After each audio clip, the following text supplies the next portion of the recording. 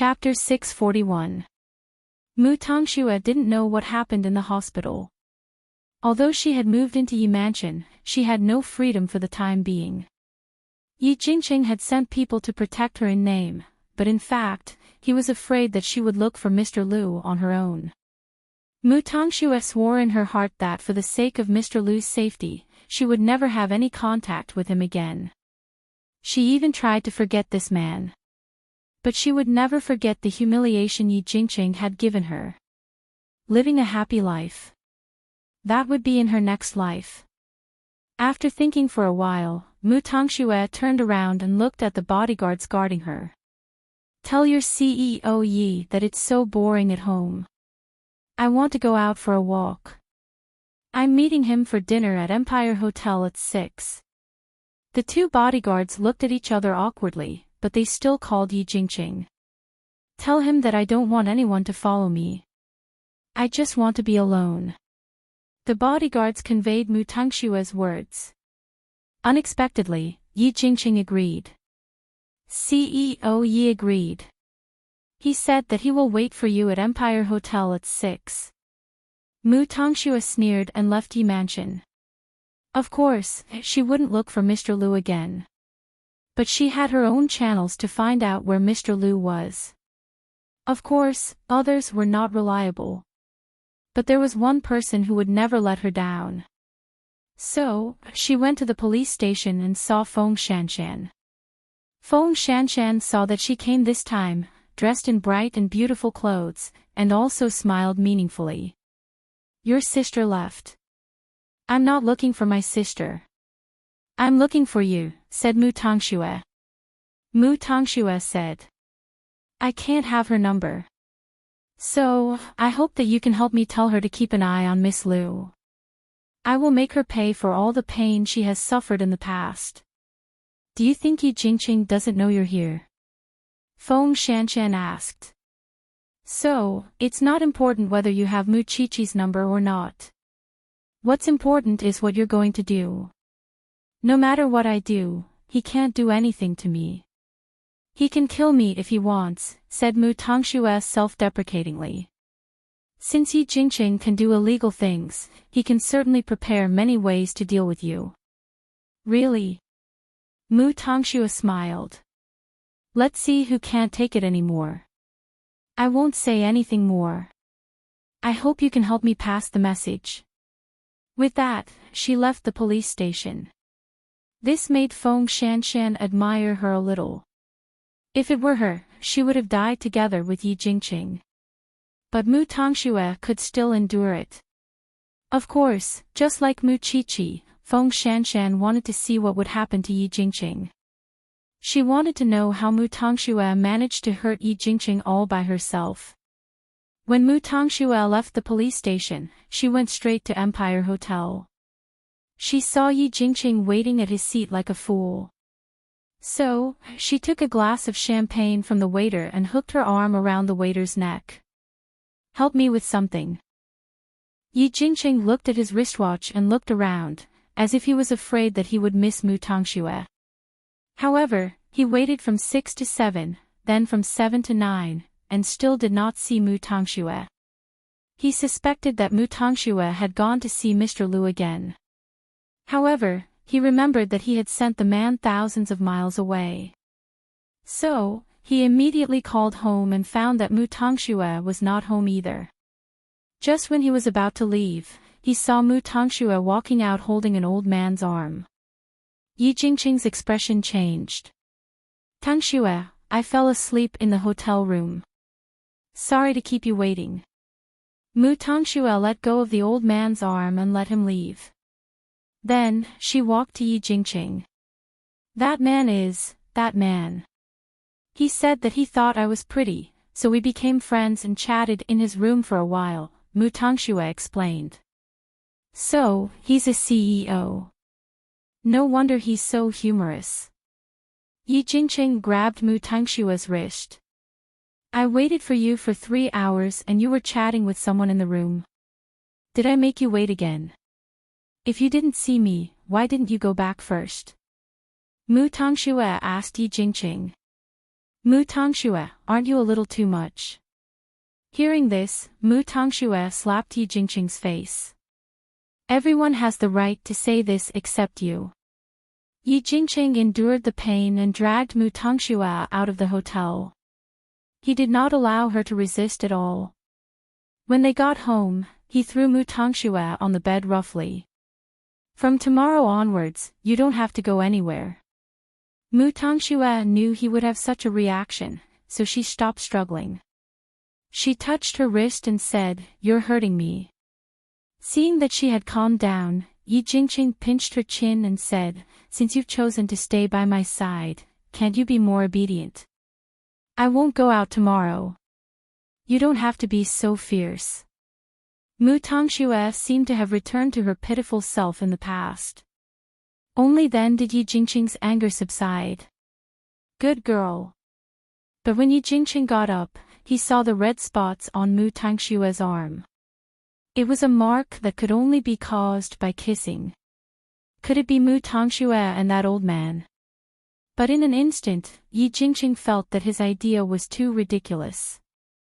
In order not to hurt Mu Tongxue, he quickly got up and left Mu Tongxue's room. Of course, he would not be able to sleep tonight because he would feel very uncomfortable. It was as if thousands of ants were devouring his body. It was itchy and painful. Mu Tongxue smiled. She wanted Yi Jingqing to be so distressed that he would lose his mind. As for the red spots on her arm, she could easily do it herself. Of course, this was just the beginning. Feng Shanshan relayed Mu Tongxue's words to Mu Qiqi as promised. At the same time, she smiled at Mu Qiqi. Your sister is so weak. How can she deal with Yi Jingqing? Don't underestimate her. She is a master who has tortured me for more than 10 years, said Mu Qiqi. Then, she put down her phone and went to Xing Zhao's study. Seeing that Xing Zhao was working, she wanted to leave, but Xing Zhao hooked his finger at her. Do you want to ask about Mr. Liu? I really can't hide anything from your eyes. Mu Qiqi felt helpless. She returned to Xing Zhao's side and sat on his lap. Yi Jingqing's men sent him to the mountainous area to teach, said Xing Zhao. Then, Su Che brought him back. He can't be a teacher anymore, so he's hiding in Zhongting now. So, why should I believe Yi Jingqing's words? You can tell Mu Tongxue about this. After all, if Mu Tongxue knew that Yi Jingqing did not keep his promise, she could imagine how deep the hatred in her heart would be. I really want to see with my own eyes how Mu Tongxue tortured Yi Jingqing. Are you sure that Yi Jingqing did not control Mu Tongxue? Chapter 642. Yi Jingqing felt as uncomfortable as Mu Tongxue had predicted. No, it was 1,000 times more uncomfortable. He wanted to catch Mu Tongxue and interrogate her. Had she ever been intimate with that old man? Had she ever been kissed by that disgusting old man? Had she ever been kissed by that disgusting old man? However, he did not have the guts to do so. He had just sent Mu Tongxue's favorite teacher, Teacher Liu, to the village as a volunteer teacher. If he caused trouble for Mu Tongxue because of that, he would only be pushing her further away. It was not easy for him to bring her back to his side. So, even if he was drinking alone, he would not disturb Mu Tongxue. He could not even let Mu Tongxue know that he suspected her because of this. When Mama Yi came out of the bedroom, she saw Yi Jingqing drunk. She walked up to him and sneered. Why? Are you unhappy? Didn't you insist on keeping her? Since you are so happy that you can even abandon your parents, why are you drinking alone now? Mother, ignore me. The Mu family is a scourge. Mu Qiqi is one, and Mu Tongxue is another. These two sisters are born to poison other families. Mother, no matter what happens between me and Mu Tongxue, she is the woman I love the most in my life. Whether you like her or hate her, you must accept her. Yi Jingqing put down the bottle and staggered up from the sofa. Humph, only you still believe in that little slut. Your father and I will not accept her. Don't even think about it. Having said that, Mama Yi turned around and went back to her room. She would like to see when her unfilial son would come to his senses, and whether he would wait for Mu Tongxue to tear the family apart. Mu Tongxue was standing at the corner of the second floor. She heard the conversation between the mother and son, and knew that a gap had appeared between them. Although Mama Yi had dragged her out of the slums, it was not because of Mama Yi's mercy. Mama Yi was just afraid that she would enter the Yi family. She had never thought of becoming the daughter-in-law of the Yi family. But Yi Jingqing, yet, he threatened her by hurting Mr. Liu. If he got drunk today, wouldn't he have to slit his wrists and commit suicide in the future? The next morning, Yi Jingqing woke up on the sofa and saw Mu Tongxue looking at him helplessly. Don't you cherish yourself that much? Tongxue, I've made breakfast for you. Remember to eat it. I'm going back to my room. Having said that, Mu Tongxue got up and went back to her room. However, her politeness made Yi Jingqing very happy. As he ate the breakfast Mu Tongxue made, the haze in his heart was immediately swept away. The hospital was much quieter because of the spring festival. With the approval of the doctor, Grandpa Xing could be discharged and go home to recuperate. This made the old man so happy that he was all smiles when he saw Mu Qiqi. I won't come to this hospital anymore. After going through the gates of hell once, the old man could be said to have been reborn. He exuded an easygoing aura from head to toe. Therefore, Mu Qiqi stopped targeting him and helped him pack his luggage with Hu Ran. After you go back, have a good rest. You don't have to worry about Huang Yao. Just save it. Grandpa Xing looked at Mu Qiqi and thought of Grandpa Xin, who had been meditating for a long time. Since he survived the disaster, of course, he had to go and apologize to him. I'll visit Grandpa Xin when I'm free. He's doing very well. Mu Qiqi rolled her eyes. Hu Ran saw the interaction between Mu Qiqi and Grandpa Xing. It was awkward but interesting. She couldn't help but feel a little envious. No matter what kind of conflict you and Grandpa had in the past, you really like each other now. Grandpa doesn't like you? Mu Qiqi asked Hu Ran about the crux of the matter. Hu Ran shook her head. No. I just feel that there's something missing between me and the Xing family. I can't get along with them, especially with third brother, right? Just what are you guys thinking? Until now, you still don't have that thing. Our relationship is not like yours and eighth brother's. You two have experienced many things. But Bowen and I are just ordinary, Hu Ran said disappointedly. Perhaps it's really uncomfortable to be tied to each other. Did Xing Bowen know that Hu Ran was thinking like this? Third sister-in-law, actually, I've been a matchmaker for many times. Why don't I help you find the problem? Mu Qiqi winked at Hu Ran as she walked out of the hospital. No, I don't think Bowen will like it. I'll share the private things between husband and wife. Mu Qiqi thought of Xing Bowen's face and couldn't help but laugh. Grandpa Xing was at a loss as he looked at her. She sent them to the door of Xing Mansion. She said that she never wanted to step into this house again in this life. Old man, you take care of yourself. I've been here, so Xiao Xiao has been here. Grandpa Xing didn't force her. After all, not many people could guess what Mu Qiqi was thinking. On the other hand, he had already seen the problem between Hu Ran and third brother. So, before they went home, Grandpa Xing said to Hu Ran, "Do you still not like third brother?" Hu Ran was stunned. I know that the two of you treat each other with respect on the surface. But in fact, you don't have the kind of feelings between husband and wife.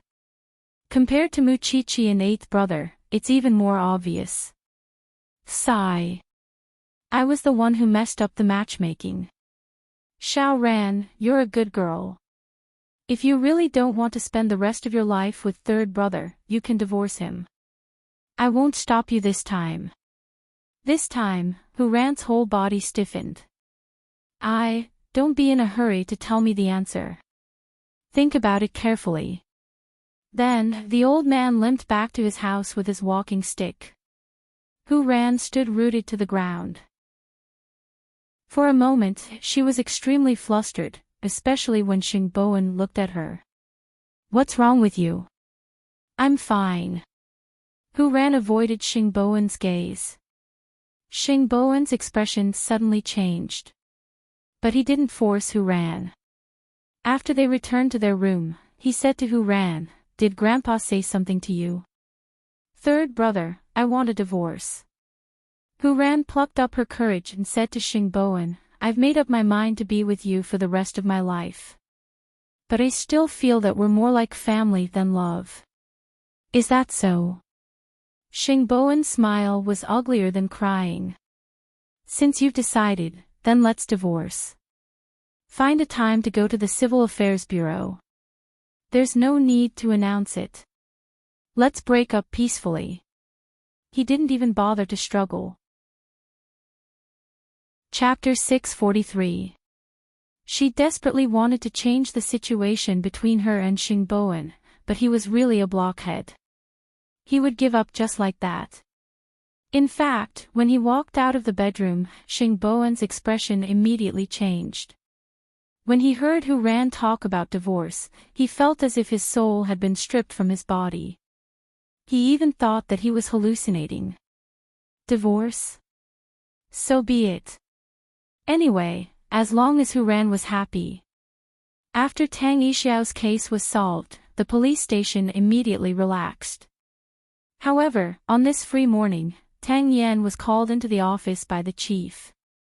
No one knew what he said, but when Tang Yan came out of the office, he gave Feng Shanshan a meaningful look. Feng Shanshan felt that something was wrong, so she followed behind Tang Yan and asked him, "What did the chief say to you?" "I'm going out for a few days tomorrow.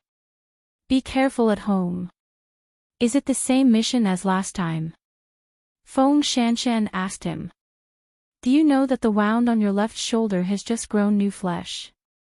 Are you so impatient to throw your life away?" "That's my job. Whether you accept it or not, it's the same." After saying that, Tang Yan opened the door of the off-road vehicle and got in. Feng Shanshan did not stop him. Why should she? She knew that he was born to be heartless. What else could she do? However, when Mu Chi-Chi arrived at the police station, she saw a bitter expression on her face. "Did you take the wrong medicine?" "I'm just thinking about what kind of bad luck I have. My predecessor is a scumbag, and this one is a bastard." "Did Captain Tang offend you?"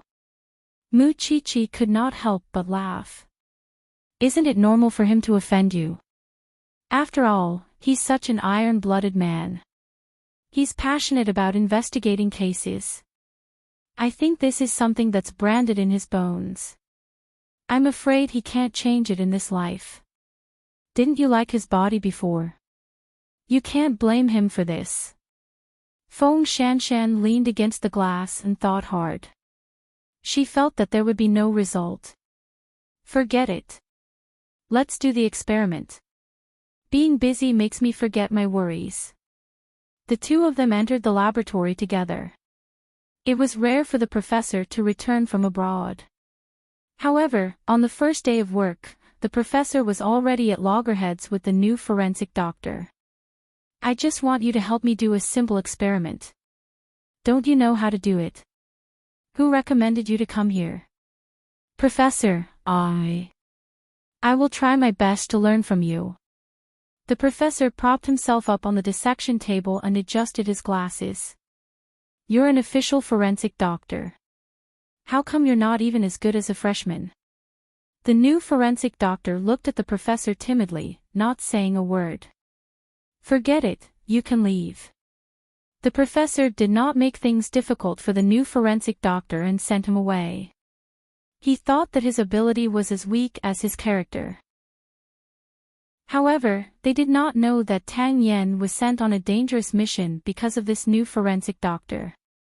In terms of his background, no one in the Jianchuan branch could compare to him, except for the one in Mu Qiqi's family. Tang Yen knew why he was chosen. When he came back from outside, he bumped into the new forensic doctor who was gloomy at the door. He jumped off the off-road vehicle and said to the new forensic doctor, "You can't use power like this, even if you hate me very much." "Captain Tang, what are you talking about? Why don't I understand?" The other party was pretending to be weak. "Regardless of whether you understand or not, you better remember that in this life, no one can spoil you unconditionally." After saying this, Tang Yen returned to the police station. Regardless of whether others spoil me or not, you have to go to the front line and die." The new forensic doctor was very dissatisfied with the people in the criminal investigation team, especially Tang Yen and Mu Qiqi. Tang Yen was at most the captain of the criminal investigation team. What was there to be arrogant about? Not to mention Mu Qiqi and Chen Yinghong. They were just two intern assistants, yet they were so arrogant in front of him, a real forensic doctor. So what if he wanted to use his power like this? In the afternoon, Tang Yen arranged the work in the police station and planned to drive home to pack his luggage. Even before he left, he did not have the chance to say anything to Feng Shanshan to tell her not to worry. Feng Shanshan was not unreasonable. It was fine if he did not say anything, but she knew this man. However, the moment Tang Yen left, the two of them heard the new forensic doctor hiding in the lounge and talking to his uncle on the phone. "Uncle, thank you for teaching Captain Tang a lesson for me. I'll be obedient, I promise." When Feng Shanshan heard this, she almost exploded. She pushed open the door of the lounge, walked up to the forensic doctor, and slapped him in the face. "Are you still human? You're a beast." Mu Qiqi quickly hugged Feng Shanshan, afraid that she would cause trouble. "Calm down. Calm down. Calm down my **s. Do you know that Tang Yen was shot in the shoulder when he came back from the front line? It wasn't easy for him to grow new flesh on his left shoulder. The fever was also because of the previous gunshot wound. This bastard actually used his background to send him to the front line again." Feng Shanshan felt that she was about to go crazy. How can you bear to treat someone who works so crazily to get rid of evil for the people? You can't save this matter even if you lose your temper. Why don't you let me do it? Mu Qiqi pressed down on Feng Shanshan's agitated body. He wants to compete with his background. Can you fight him? Feng Shanshan immediately became obedient and stood to the side. Mu Qiqi sighed and looked at the new forensic doctor. "I knew that you don't have the ability. You're just here to be gilded. Soon, you'll be transferred out of here and go to another place.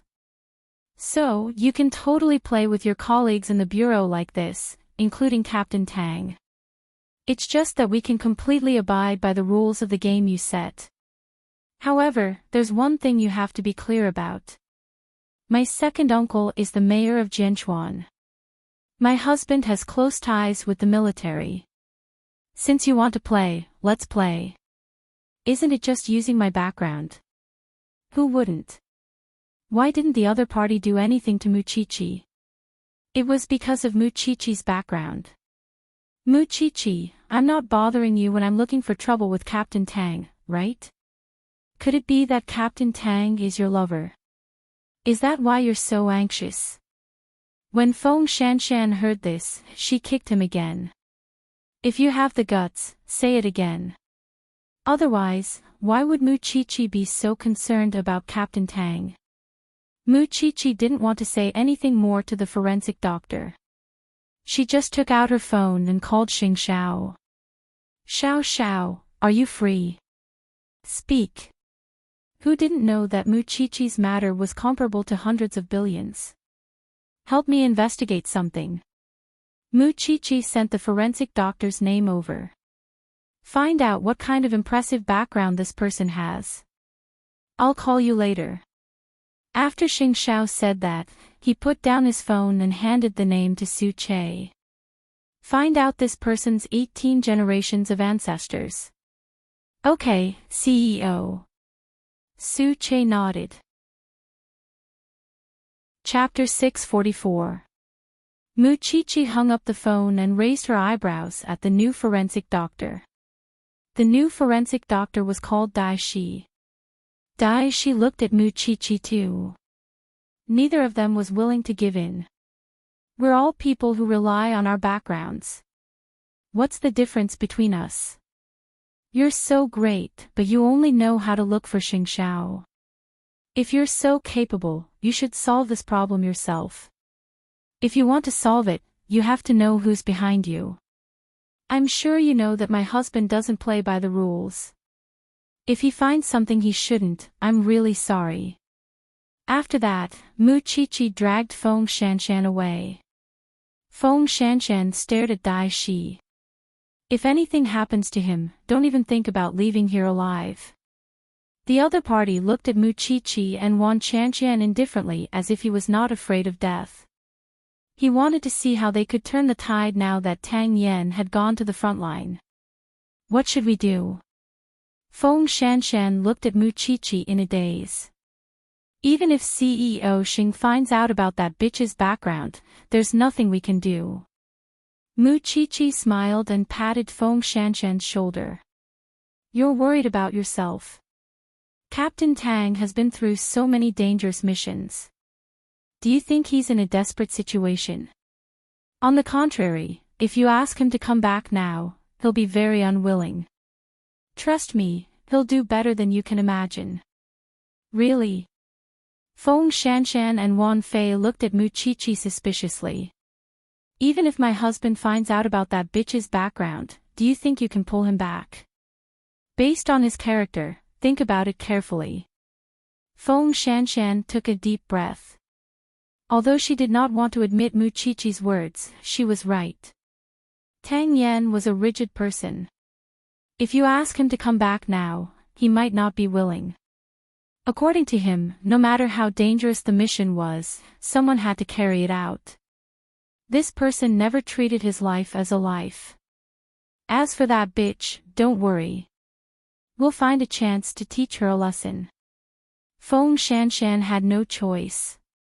There was only one thing she could do now, and that was to wait. An hour later, Su Che found the information. This person's uncle worked in the headquarters, and his position was not low. It was no wonder that Dai Li was so arrogant.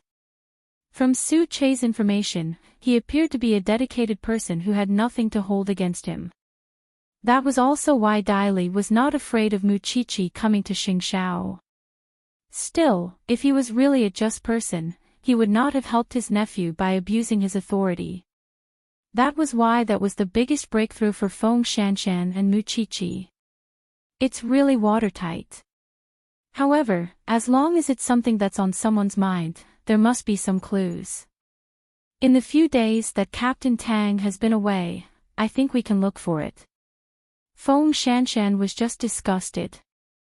Those who had power did not make good use of their advantages but arranged for others to die. Do you have a plan? Well. Mu Chichi put her arm around her neck and pulled her closer to her. That uncle of his is a troublemaker. It doesn't matter.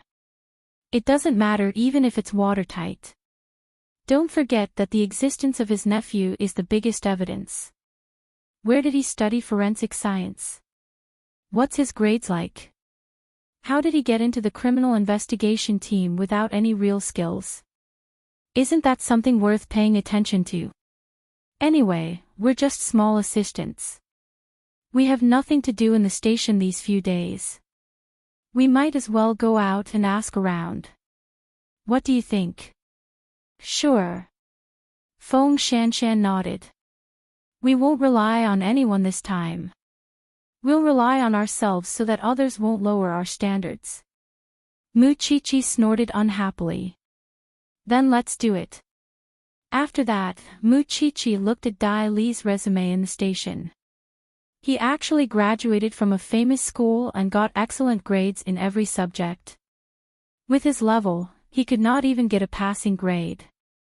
We can't alert his tutor about this. He might be on the same side as him. Let's ask his classmates. Mu Chi-chi was very alert. Although she knew that his grades might have been tampered with and the traces had been erased, she felt that as long as she put in the effort, she would definitely be able to find some clues. It's best if we can get some evidence. In fact, it would be a piece of cake for Xing Xiao to handle this matter. But just like what the forensic doctor said, she could not do it without Xing Xiao. She would not force him to do other things. But for this matter, it was more than enough for her. In the evening, at Xing Mansion, Hu Ran stayed in her room and thought for the whole day. In the end, she told Grandpa Xing her thoughts. Grandpa, I might really not be suitable for third brother. Because he is like family to me. But I don't have that kind of feeling for him. So, I might not be able to go on. When Grandpa Xing heard that, he felt helpless but understood. I've long seen it. People who really love each other can't be separated no matter what. Let's take eighth brother and Xing Xiao as an example. Look at them. Who can separate them? As long as you have made up your mind and discussed it, I have no opinion. I just hope that you can find your true happiness in the future. Hu Ran sat in the living room and thought for a long time until Xing Bowen came back. It's so cold. Why don't you go back to your room? I'm waiting for you. Let's go to the Civil Affairs Bureau tomorrow morning. Hu Ran said seriously. Third brother, you're very good. Really good. But you can probably feel the problem between us. We don't have the spark of love. It's even worse than when I played dumb. I've been thinking about it for the whole day. So, I still plan to end this relationship. Xing Bowen did not tell the Xing family about the current problems of Huang Yao. He just nodded. As long as you don't regret it. If we're really fated, I'd rather try and start over with you. Xing Bowen did not understand what she meant. Rest early. I'll wait for you at the door tomorrow morning. After saying that, Xing Bowen turned around and went to Xing Kai's room. Since they were going to divorce, it was not appropriate for them to stay in the same room. Hu Ran sighed and got up from the living room. No matter what, their cooperation during this period of time was quite pleasant. However, Xing Bowen sat in Xing Kai's room and was in a daze for a long time. He really could not tell if this kind of sadness was heartache. After nightfall, Mu Chi-chi and Feng Shanshan were still chatting with the ex-girlfriend of medical examiner Dai. It was not easy to get this news. When the two of them broke up, they were very unhappy. However, because she was worried about the other party's background, the girl was unwilling to say more after she understood why Mu Chi-chi and Feng Shanshan were here. Chapter 645. After Mu Chi-chi and Feng Shanshan heard this, they looked at each other. This girl obviously knew more inside information. Of course, they also knew that they had to worry about the girl's safety. We understand your position. It's okay. Just give us a hint, even if it's just a little. The girl felt that Mu Chi-chi and Feng Shanshan were too difficult to deal with, so she sighed at them. Alright, I'll give you this. It might be useful to you. After saying that, the girl entered the room. After a while, she took out a USB and handed it to them. There's a screenshot of that bastard's results. I helped him check his results when he failed 4 subjects. The screenshot is the chat history I exported. But you have to keep it a secret from everyone, especially that bastard and his uncle. Can you not let them know that I provided this thing? Of course. Don't worry. The two of them were overjoyed when they got the evidence. But it was clearly not enough. That's it for today. Tomorrow, we'll go to that bastard school and see if there's anything else. Mu Chichi handed the small object to Feng Shanshan. Take it. Hug it to sleep. I know you'll feel at ease this way. You go back first. I'll go and look for the others. Feng Shanshan put the thing in her bag. At this moment, it was as if she was infected by Tang Yan's unwillingness to admit defeat. He had to do something about it. After Mu Chichi heard this, she smiled. You still say that you don't talk about feelings. But in fact, without knowing it, you've been very affectionate. If it's President Xing who gets hurt, I believe you'll be the same as me, Feng Shanshan explained. Feng Shanshan explained, I learned this from you. Don't we have to work hard to protect our own things? In that case, I'll risk my life to accompany you. Do you think I can let you be alone? Having said that, Mu Chichi and Feng Shanshan planned to go to another place. However, just below the residential area, Xing Xiao's car was already parked at the entrance. Under the dim light, a peerless man in a brown coat stood by the roadside. Anyone who passed by would want to take a few more glances at him. Xing Xiao folded his arms and looked at Mu Chichi. His eyes were like stars. You don't know how to go home if I don't invite you. Mu Chichi walked up to Xing Xiao and grabbed his sleeve. It's not easy to get something. Feng Shanshan still wants to continue. So, we might have to visit a few families tonight. For another man. Xing Xiao raised a brow. I did it for her. She did it for her man. Mu Chichi pointed at Feng Shanshan cleverly. Xing Xiao did not say anything. After 2 seconds of silence, he said, Get in the car. Tell me our next destination. You're going to. When we arrive, I'll wait for you downstairs, said Xing Xiao. Anyway, there are still some documents that we haven't read. It doesn't matter where we read them. Mu Chichi kissed him on the cheek. I'll give you a reward when we get home tonight. It was Feng Shanshan's first time sitting in Xing Xiao's car. She thought that he was the boss of Jianchuan. However, the situation was urgent, and she could not be picky. So, she opened the door of the front passenger seat and saw the baby-faced Su Che. You can clearly look for me. Why do you have to go through so much trouble? Xing Xiao sat in the car and asked Mu Chichi. However, Feng Shanshan felt that it was not that he did not understand Mu Chichi. Perhaps he simply thought that it was a small matter. No, what Xing Xiao really meant was, why did she have to go through so much trouble for someone else's man? Perhaps, only Mu Chichi could understand the meaning behind Xing Xiao's words. So, she said to Xing Xiao, how can you make her wait anxiously for something like this? If it were you, I would definitely be worried if someone asked me to wait and try. I would definitely be worried. I would have to do it myself to be at ease. Because of Feng Shanshan's existence, Xing Xiao rubbed Mu Chichi's head. All right, he was satisfied with this answer. After Feng Shanshan heard it, she felt that the two of them had indeed reached a telepathic level. Perhaps, only they could understand each other's language. Soon, they arrived at the door of another classmate of Dai Fingji's. However, although the house in front of them was a villa, it looked extremely desolate. Feng Shanshan got out of the car and was about to ring the doorbell when she was stopped by the family's neighbor. Little girl, are you looking for this family for something urgent? It's urgent, I advise you not to go.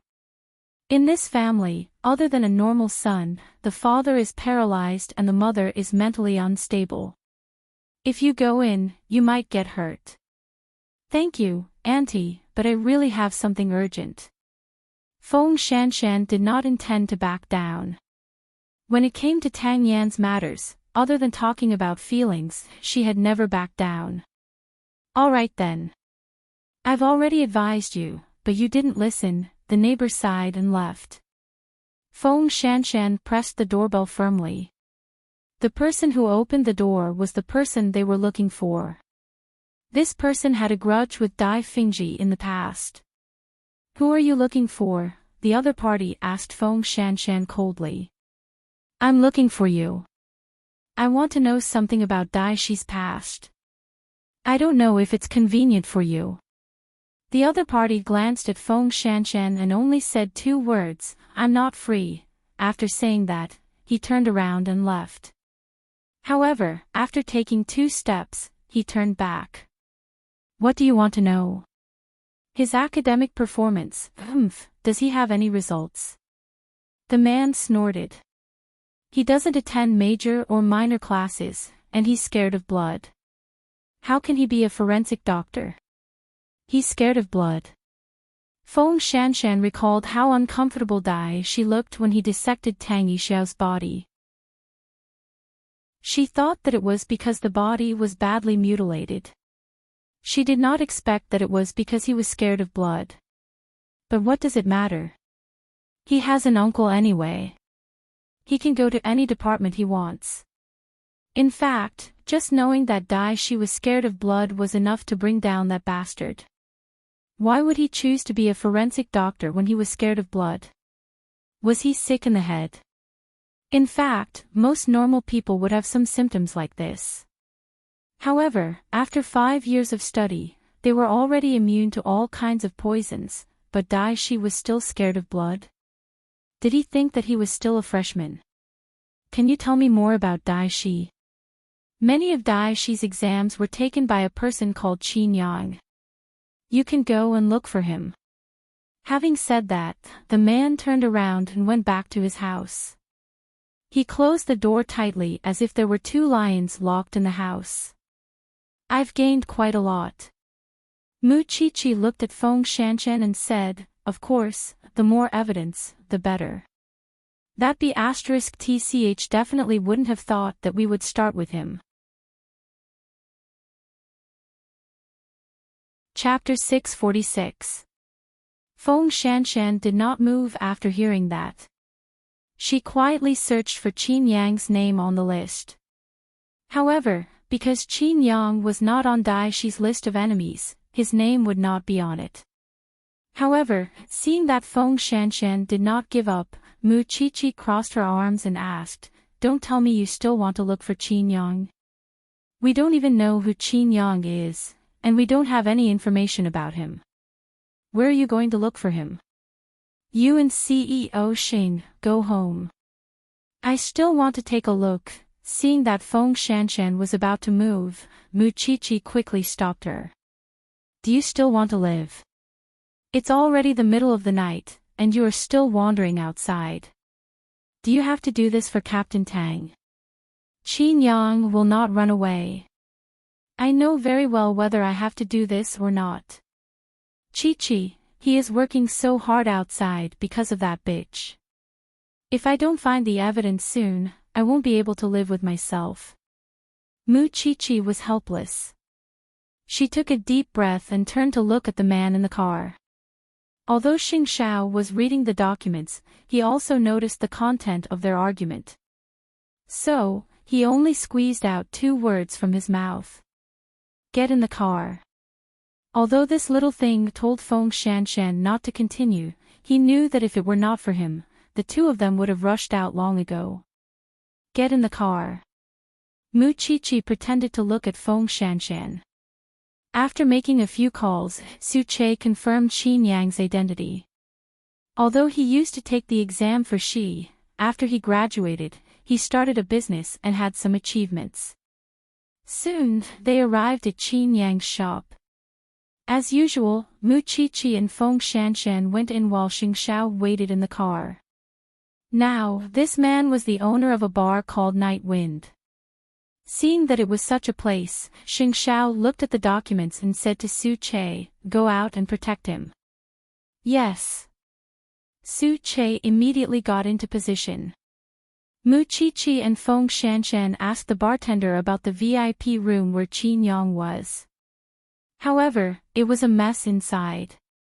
Several couples were singing and drinking. They were having a great time. "Boss, these two ladies are looking for you," the bartender told Qin Yang. Qin Yang was sitting among the crowd. When he saw Mu Qiqi and Feng Shanshan, he waved at them. "It's my honor to have two beautiful ladies looking for me. Why don't you sing a song first?" "We're looking for you because of Dai Shi," Feng Shanshan said directly to Qin Yang. "No matter who you're here for and what you're here for, you have to drink first. That's the rule here." Qin Yang pointed at the wine bottle on the table and said to Feng Shanshan, "Otherwise, why would I tell you?"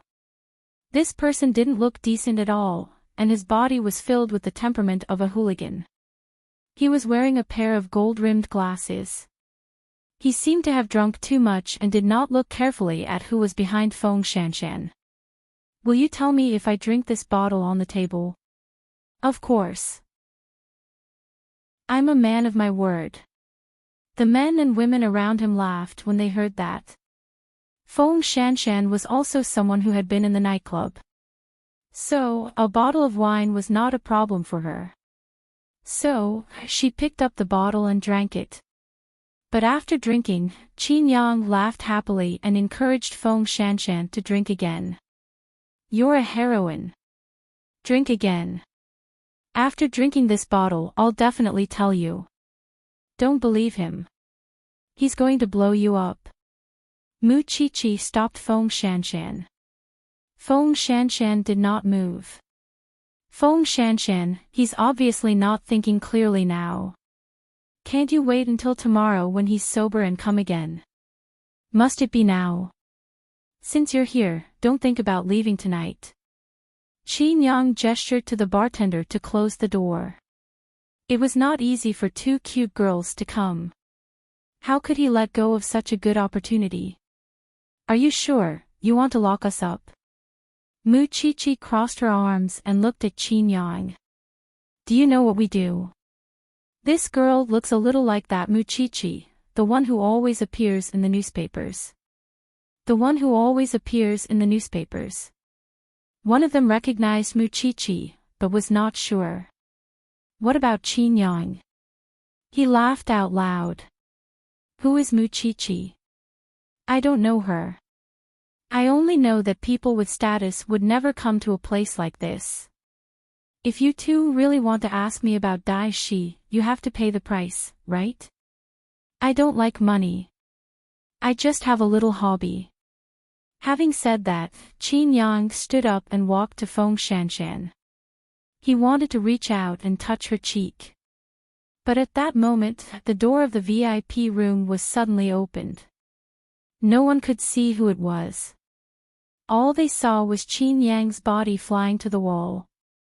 Everyone looked over and saw Su Che. "Who are you? Do you want to die?" Su Che took out a name card from his pocket and threw it to the group of people. Then, he said, "If you know what's good for you, get lost." Someone picked up Su Che's name card. When he saw it, his face changed and he quickly got up. "He's from Zhongting. He's the assistant of Zhongting CEO. Soon, only Qin Yang, Su Che, and Feng Shanshan were left in the VIP room. Meanwhile, Xing Xiao slowly entered the VIP room. So, Qin Yang could not help but believe him. "They're just two little girls. They just want to ask you a little question. Don't you think you're taking care of them too much?" Qin Yang knelt on the ground, not daring to look into Xing Xiao's eyes. He could only stare at Xing Xiao's leather shoes. "I didn't bring my brain with me. I didn't recognize you. I'm sorry, CEO Xing. If I knew it was your wife, I wouldn't have dared to do anything stupid." "So, can you tell me now?" Xing Xiao said impatiently. Yes. Qin Yang wiped the sweat off his forehead and explained that Dai Shi has a powerful uncle. Back then, he saw that I looked like Dai Shi, so he forced me to replace him for the exams. At that time, my grades were still passable, but because I had to take the exams for Dai Shi, I always missed the exams. In the end, I didn't even get my university diploma. If it wasn't for the savings at home, I'm afraid my life would have been ruined in Daishi's hands. Do you have any evidence? Feng Shanshan asked. Yes. I was afraid of taking responsibility, so I kept an eye on him. Because Daishi's uncle always came to me, I installed a camera in front of my house. Give it to me. Feng Shanshan said coldly. I'm a victim too. I was forced by Daishi's uncle. If you can guarantee that I won't be implicated, I'll give it to you immediately. The one who's going to be unlucky is someone else.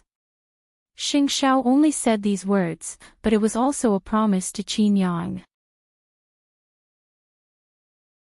Chapter 647. Is there any other evidence? I remember I took the exam for him once. Daishi was not in the country at that time.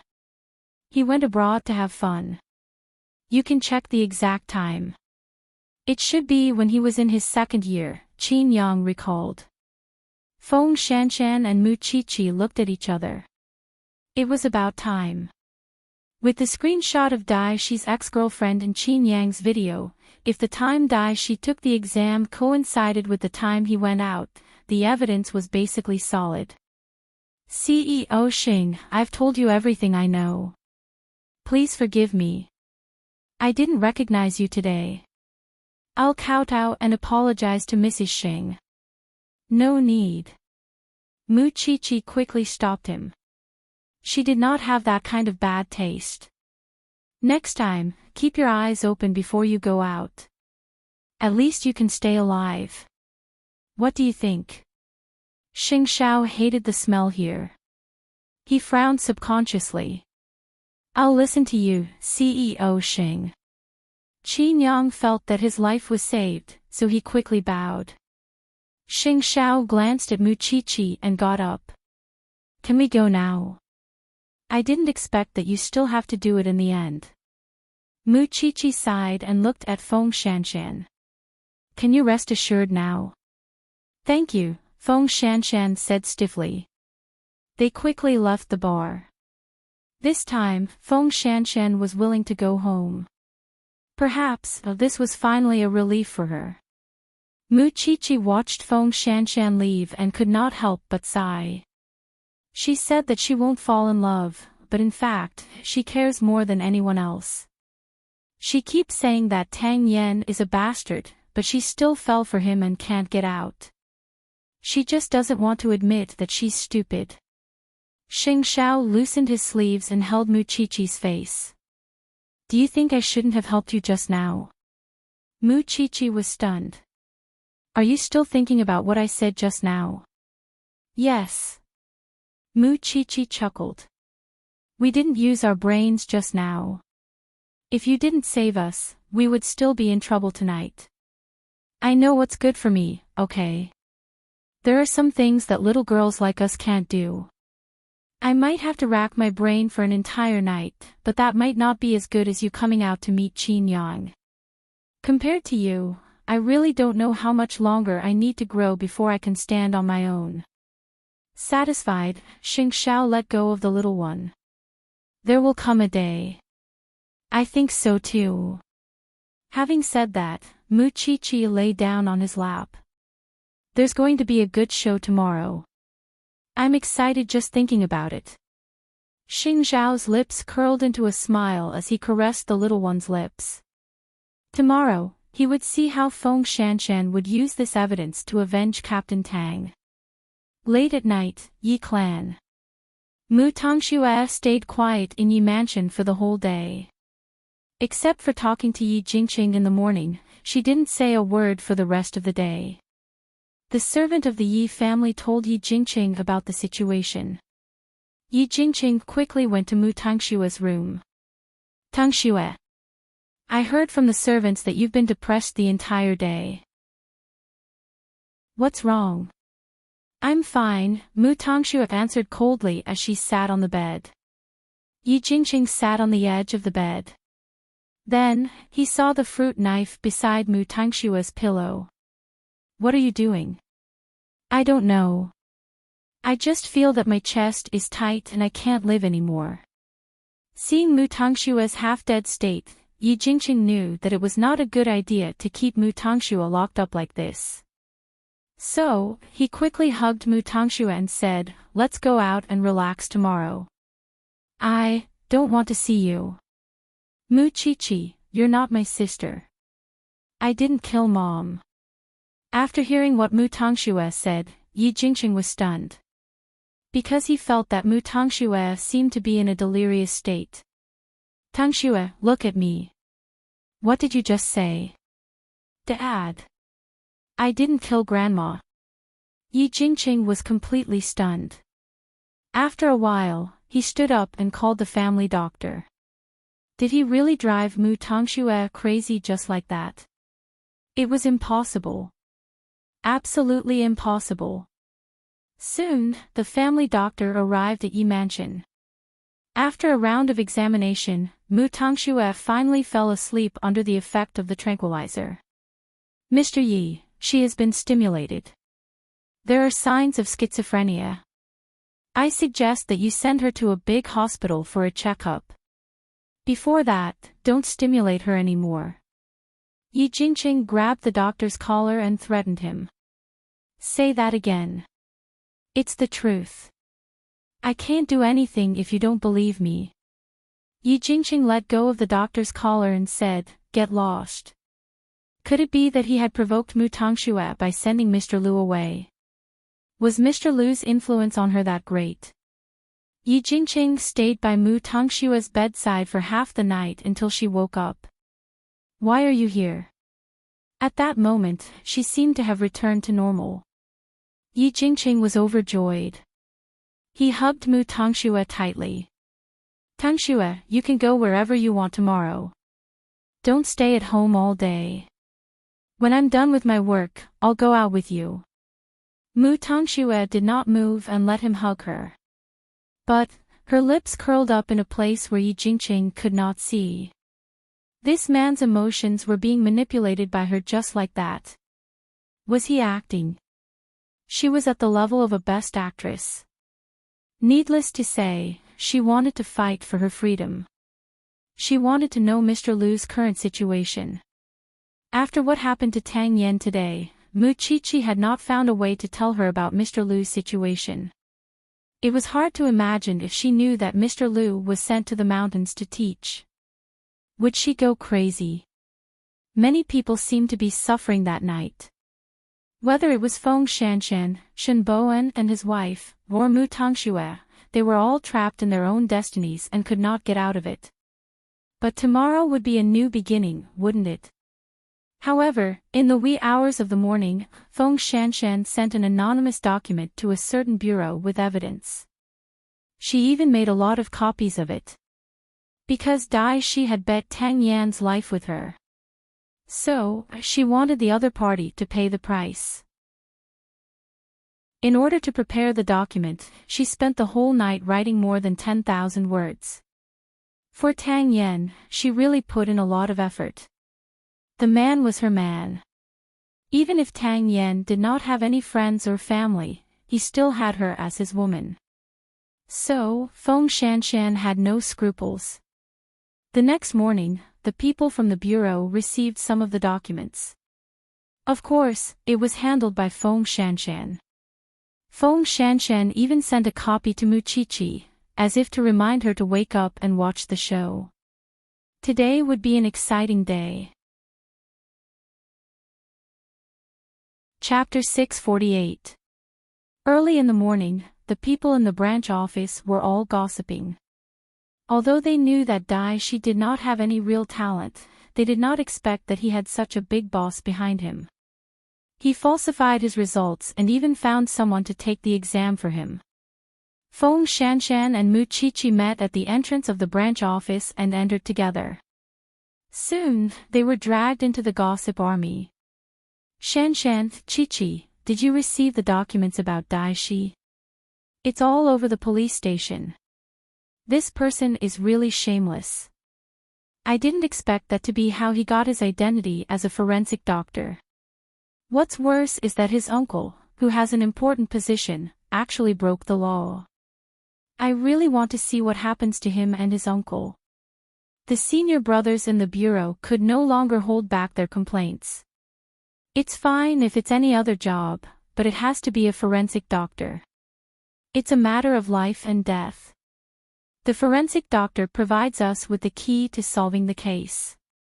If he really wants to be gilded, why didn't he find another profession? Mu Chi-Chi and Feng Shanshan looked at each other. They were secretly pleased. That kind of trash should not be allowed to continue living freely. Presumably, Dai Shi's uncle was also starting to be badly battered by now. I really don't know who wrote the anonymous letter. It's really satisfying. Well done. He removed the cancer for our team. Feng Shanshan and Mu Chi-Chi did not say anything and went straight to the forensics laboratory. However, what they did not expect was that Dai Shi had already arrived at the station. He was just hiding inside and did not dare to say a word. When he saw the two young ladies, he looked at them with hatred. You, what about us? Mu Chi-Chi asked Dai Shi. Did you send the anonymous letter to slander my uncle? Forensic Dr. Dai, please watch your words. It's not slander. It's the truth. Of course, it doesn't matter if you think it's slander. Anyway, your uncle has to give a reasonable explanation. Do you think he'll still be able to keep his hat on? Feng Shanshan declared solemnly. Dai Shi lost his imposing manner just now. He could only kneel on the ground with a thud. You really didn't expect us to start with you and not your uncle, did you? Mu Chi-Chi leaned against the autopsy table and crossed her arms. I think we've already warned you. You're too confident. Your uncle is indeed flawless. We can't see anything, but you're different. Your existence is the evidence. Right now, we're just helping you to recall your university life. I think it's wonderful. Don't you think so? Dai Shi knelt on the ground, his cheeks sweating. Spare me. I just want to be a forensic doctor for a year. I'm going to be transferred soon. I won't hinder you anymore. Instead of begging us, you might as well beg the person who took your uncle away. Oh right, after all, it's a fake diploma. You might be taken away too. Dai Shi suddenly swallowed his saliva. He had never thought that these two girls would actually be so smart. He had thought that his plan was flawless, but they had managed to find the evidence. Dai Shi was speechless. The only thing left on his face was regret. However, at that moment, his uncle gave him a phone call. Dai Shi, go. I can't escape, but I've prepared a way out for you. Go quickly. Dai Shi, you should go. Uncle can't escape, but I've prepared an escape route for you. You should go quickly. Dai Shi, go. I can't escape, but I've prepared a way out for you. Go quickly. Dai Shi wanted to say something, but the phone was in Feng Shanshan's hands. Chief Chen, he's at the police station now. Where else do you think he can go? Who are you? The person who wrote the anonymous letter. After saying that, Feng Shanshan hung up and threw the phone back to Dai Shi. The phone fell to the ground. But Dai Shi knew that he had harmed his uncle's family. So, he didn't have the courage to pick up the phone. He was afraid of receiving a call from his aunt and cousin. If I knew you would do this, I wouldn't have provoked you even if I died. I wouldn't have taken revenge on Captain Tang. Only now did he regret it. Unfortunately, it was too late. As for Dai Shi's uncle, he would never know why someone wrote him an anonymous letter. Soon, the relevant departments came to arrest Dai Shi. They wanted to bring Dai Shi back to explain the situation. Dai Shi couldn't resist because he was already at the police station. Even if he wanted to escape, he had no chance. More importantly, he didn't have the intelligence to do so. But even so, he couldn't be transferred back from the dangerous mission. He still had to risk his life to complete the mission. Thinking of this, Feng Shanshan's joy disappeared. If something really happened to him because of Dai Shi's revenge, Dai Shi could be arrested. But who would compensate her for the loss of a man? Alright, I know you're still worried. But I believe in Captain Tang. He will come back safely. Perhaps it was because Dai Shi was not in the team, so everyone felt that there were fewer obstacles in their working environment. Plus, they could gossip about the chief, so their life in the branch office was unprecedentedly relaxed. At noon, Mu Qiqi and Feng Shanshan were having lunch in the police station. But Mu Tongxue came to them again. After 2 days, she seemed to have lost some weight. But Mu Qiqi knew that it was just her appearance. No one knew what kind of person she was hiding under her delicate skin. So, Mu Qiqi put down the knife and fork in her hand. She crossed her arms and looked at Mu Tongxue. What do you think this place is? Do you think you can come here just because you want to? I've finally regained my freedom. Now, I just want to know how Mr. Liu is doing. Mu Tongxue looked at the bodyguards sent by Yi Jingqing not far away from the door. Obviously, she was afraid of them, but she couldn't help worrying about Mr. Liu. Mu Qiqi took a deep breath and looked at Mu Tongxue seriously. Am I your Mr. Liu's bodyguard? I have to watch him all the time. Sister, don't call me so intimately. Who knows what tricks you're playing behind my back? Mu Qiqi let go of her arms and put them on the table. Then, she picked up the cutlery and continued eating. I've said that I won't treat you like before. I won't. I just want Mr. Liu to be safe. They were 2 sisters. They were not alike at all, except for the fact that they were obsessed with men. Yi Jingqing sent your Mr. Liu to a remote mountainous area to teach. Although your Mr. Liu clearly expressed that he would never appear in front of you again, Yi Jingqing didn't give him a chance. I knew it. There's no need to believe his words. Where is Mr. Liu now? Mu Tongxue sneered. Chapter 649. Mu Tongxue lowered her head and stayed silent for 2 seconds. When she raised her head again, her eyes were red. It seemed that Yi Jingqing had really hurt her. I'm leaving. After that, Mu Tongxue stood up. But before she disappeared, Mu Qiqi grabbed her and said, I'm happy to see you fight with Yi Jingqing.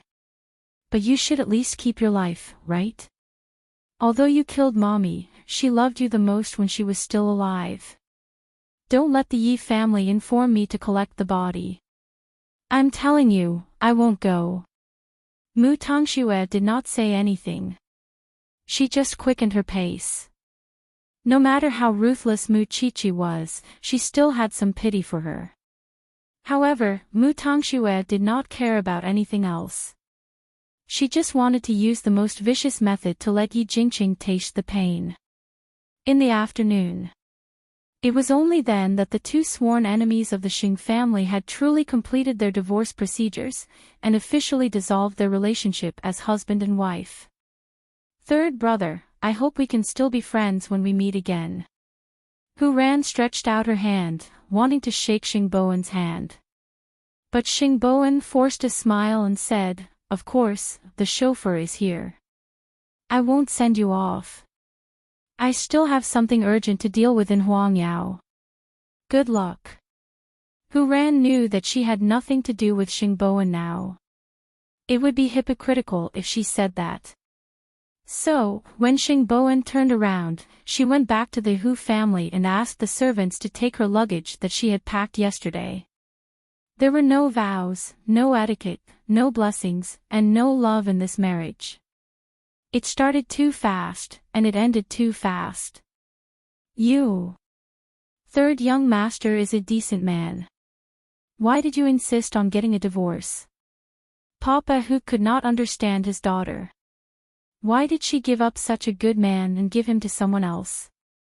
Don't blame me for not reminding you if someone else snatches him away in the future.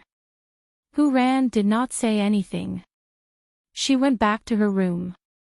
Now that she was a divorced woman, she did not know if her impression of her husband would be affected because of this. Perhaps no one would believe that she still kept her first time after getting married. On the other hand, Xing Bowen went straight back to Huang Yao after the divorce.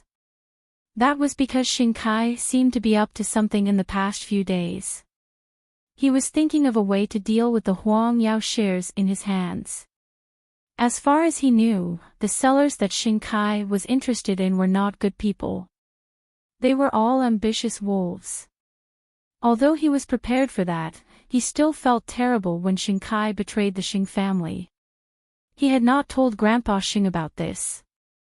After all, the old man had just been discharged from the hospital. He did not want to agitate him again and send him to the hospital again. Now, the situation had changed. He was in the light, while Xing Kai and Gu Xiling were in the dark. He did not know what kind of storm these two would stir up with the support of Gu Xiling's grandfather.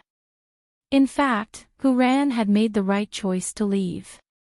He really did not have Xing Zhao's confidence in stabilizing the Xing family. He simply did not know where else he could go. And Xing Kai was such a sinister and ruthless person. After returning to the company, the secretary quickly went up to Xing Bowen and said, "CEO, there's a guest." He brought an entire team of lawyers with him. It looks like he's here to cause trouble. Where is he? He's in the VIP lounge. I know. Come with me. Xing Bowen looked in the direction of the VIP lounge. He was really in a bad mood today. Another big financial group wanted to take over Xing Kai's shares. In the evening, it started to rain in Jianchuan. Feng Shanshan and Mu Qiqi came out of the laboratory. When they were about to go home, they saw Tang Yan coming back with injuries. His face was bruised and his forehead was red and swollen. It seemed that he had suffered a lot of external injuries. Fortunately, they were just external injuries.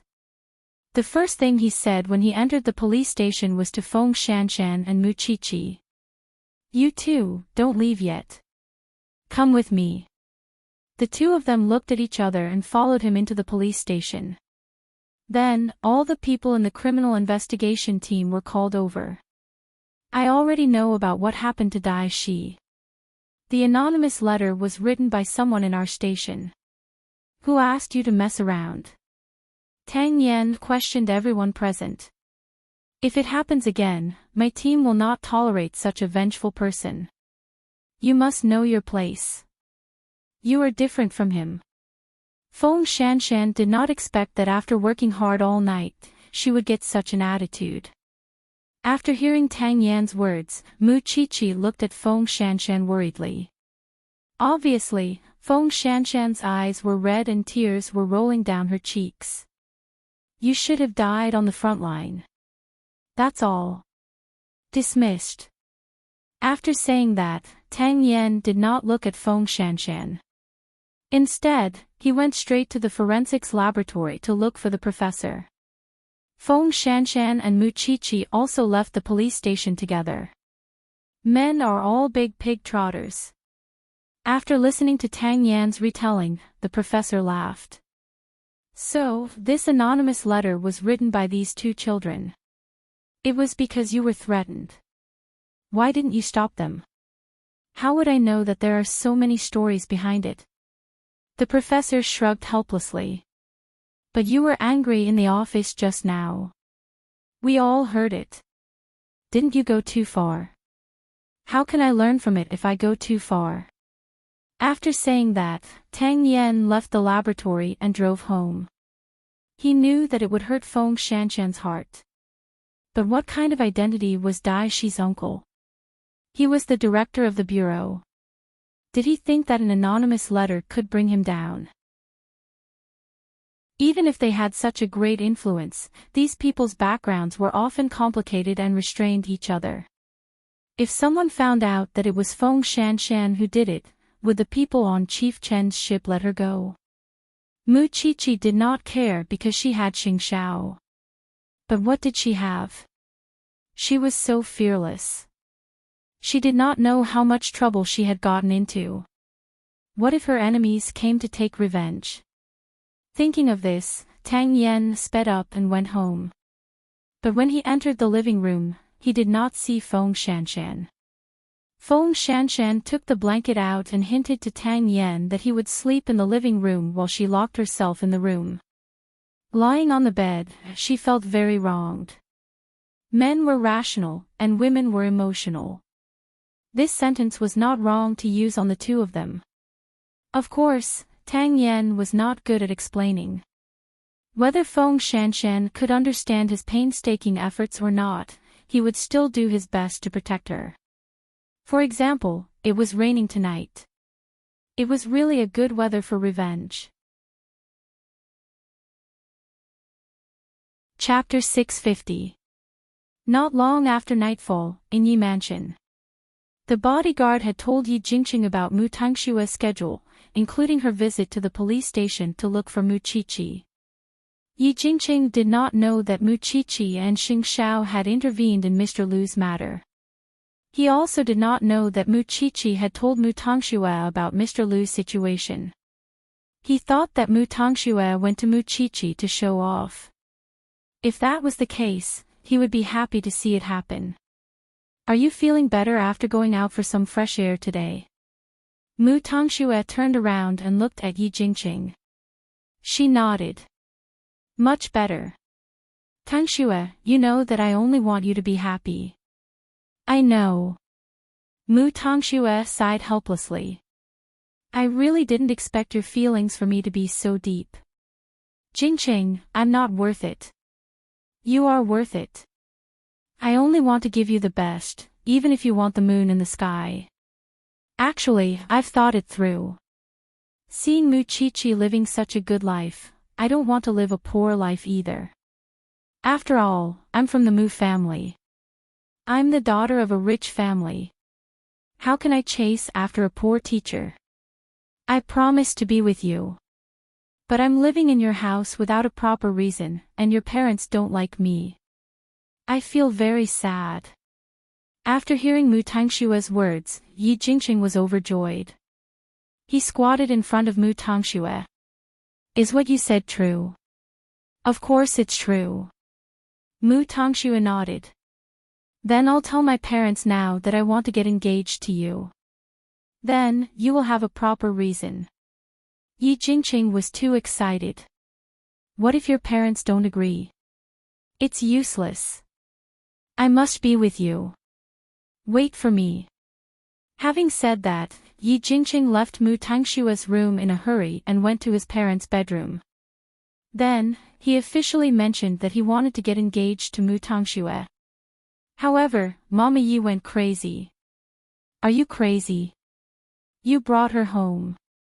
Your father and I don't care about you anymore, and you still want to get engaged to that little slut. Is there something wrong with your brain? Yi Jingqing, 2 days ago, she was so desperate for that teacher. Now, she is willing to marry you. Have you ever thought about why? Because she understood that I'm still the best for her. Who knows what that little B***TCH is up to? Don't even think about it. It's impossible for her to like you. Yi Jingqing, I'm warning you too. If you insist on getting engaged to that little B***TCH, it's not impossible. Just get out of the Yi family and stop being our son. Then, there will be no more obstacles. Yi Jingqing looked at Yi Jingqing. Mama Ye's words were very decisive. She did not show any mercy, but did Yi Jingqing care? He did not care at all. I'm just informing you. Mu Tangxue is mine. Mu Tangxue was upstairs and heard the mother and son quarreling. Of course, this was just the beginning of Yi Jingqing losing everything. Didn't he think that he could do whatever he wanted?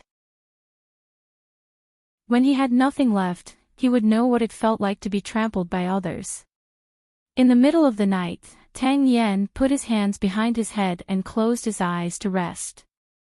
However, when the clock struck 12, he opened his eyes in the dark.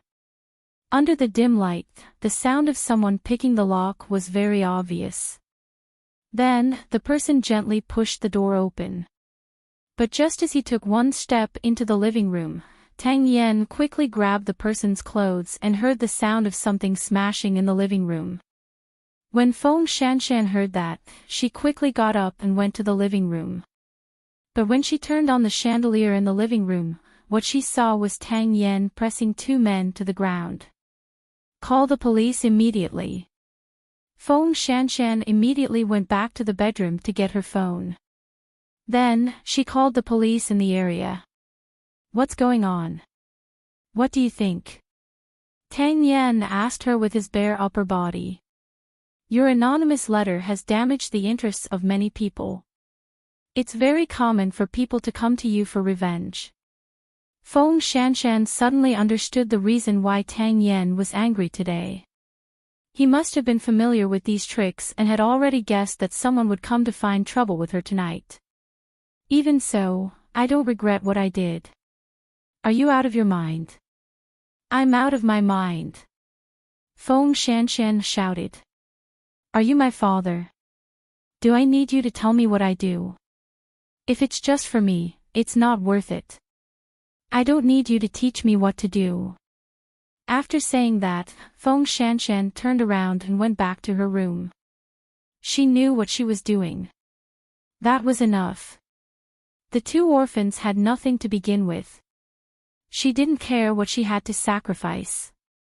Tang Yen sent them to the police station.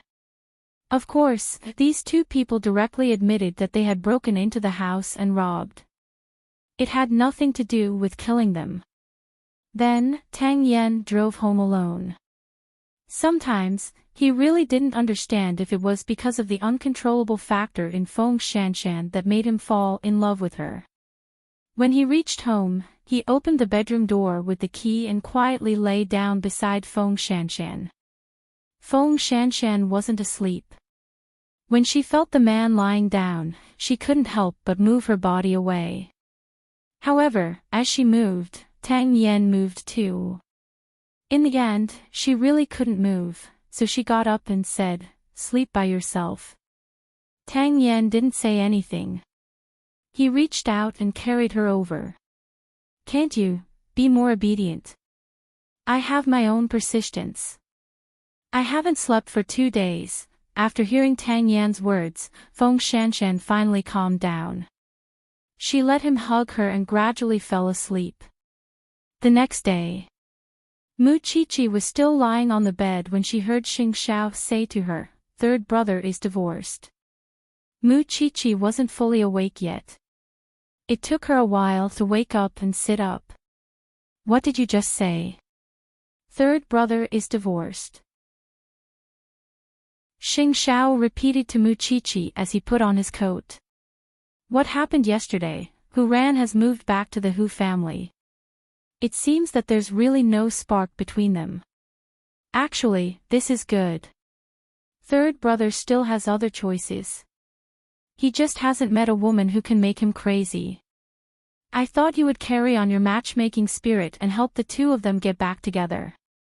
There's no love between them. Why should I do such a useless thing?" Mu Qiqi got up from the bed and hugged Xing Xiao's waist. "Mu Tongxue came to me yesterday. I told her about Mr. Lu's situation. Looking at her expression yesterday, she will definitely prepare a big move when she goes back." Xing Xiao didn't move and let her hug him. After a while, he said, "How long are you going to hold her? It's really a kind of pain to not be able to love someone." Mu Qiqi suddenly sighed. "Why am I so lucky? The person I love also happens to love me." Chapter 651. Since there was nothing to do in the police station, Mu Qiqi decided to visit Xing Bowen in Huangyao. This person was used to suffering himself. Even if he was wronged, he would care about others first. Thinking of his current situation in love, Mu-Chi-Chi bought some desserts for him when she passed by the cake shop. However, she still attracted a lot of gossip from the staff when she arrived at Huangyao. Mu-Chi-Chi found Xingbowen's secretary. Knowing that Xingbowen was not in a meeting, she asked him to introduce her to him. "Why are you here?" Xingbowen quickly got up from his chair when he saw Mu-Chi-Chi. "Of course, I heard about you in the morning. So, I came to see if you are crying." Mu-Chi-Chi put down the cake and stared at Xingbowen. "But you don't look sad. Is there really no love? You are not here to see me. You are here to stab me." Xingbowen smiled bitterly. "I can't say that I have no feelings, but it is not deep either." They sat on the sofa and chatted for a while. Suddenly, the secretary, who looked calm just now, knocked on the door and said to Xingbowen, "CEO, something happened. Chi-Chi, sit here for a while. I will go and have a look." "I will go with you," Mu-Chi-Chi said. Xingbowen knew that Mu-Chi-Chi was on his side, so he did not stop her. They walked out of the office together. The secretary explained as they walked. "A customer came to the shop just now.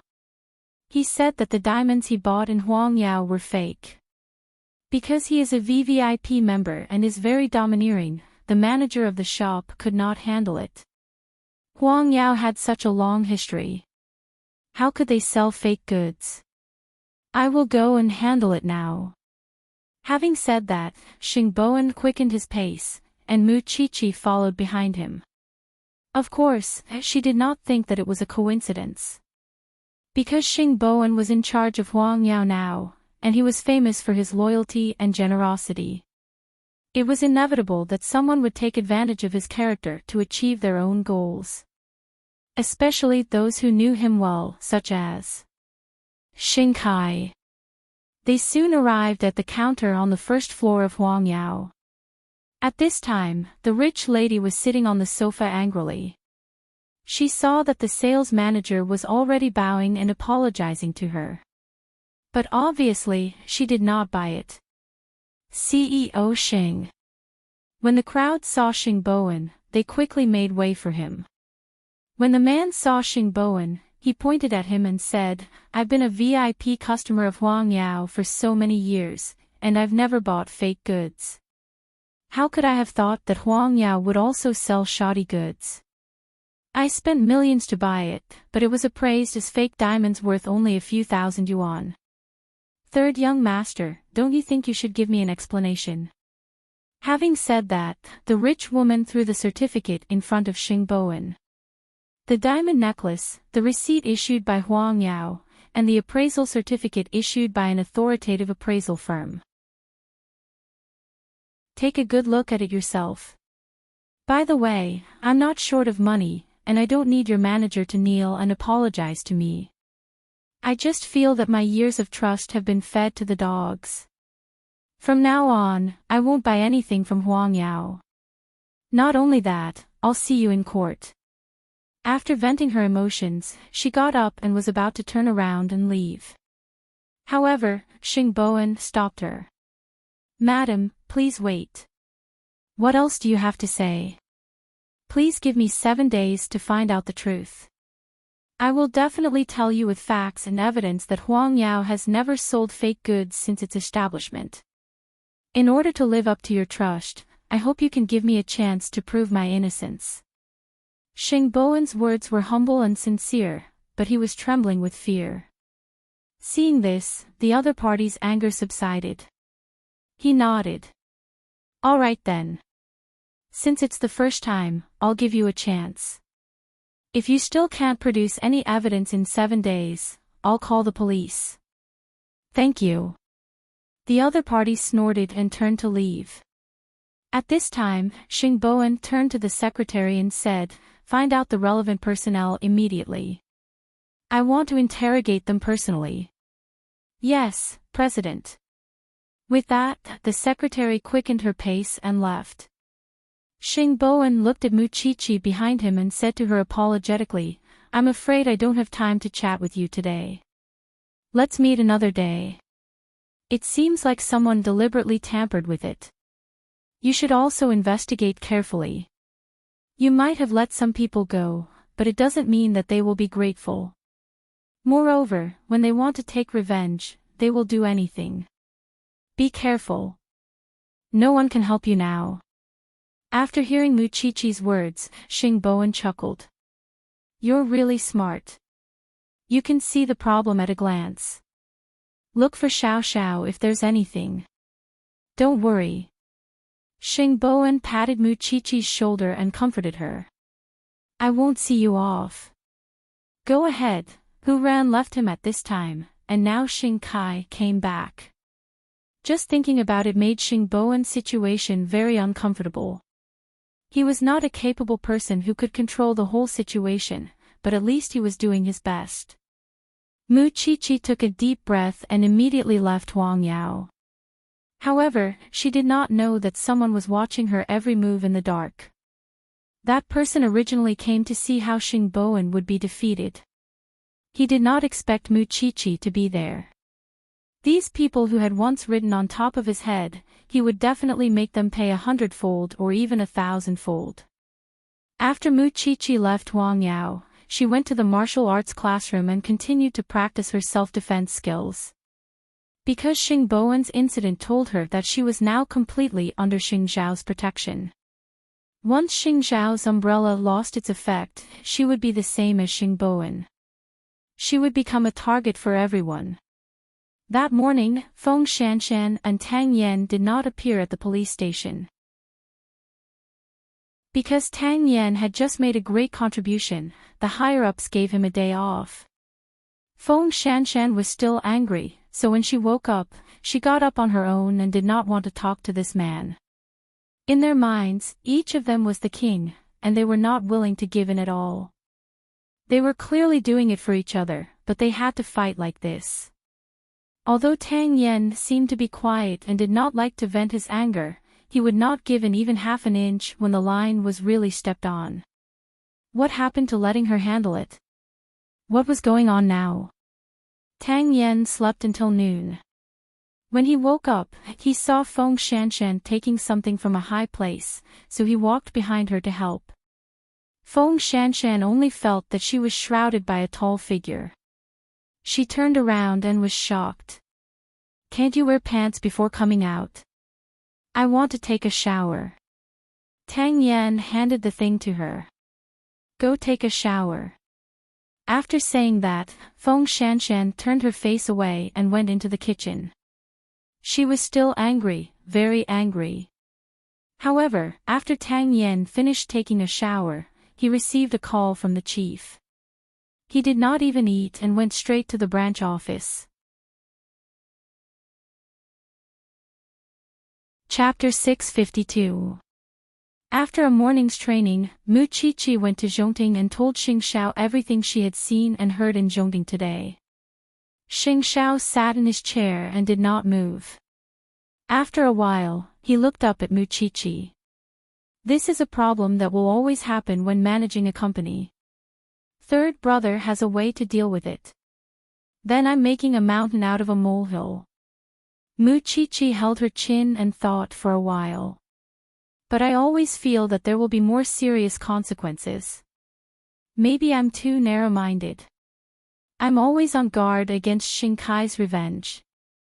After hearing Muqiqi's words, Xing Xiao hooked his finger at her. When she walked to him, Xing Xiao said, "There must be something wrong with me if I make you feel so insecure. It has nothing to do with you. It's a woman's natural instinct.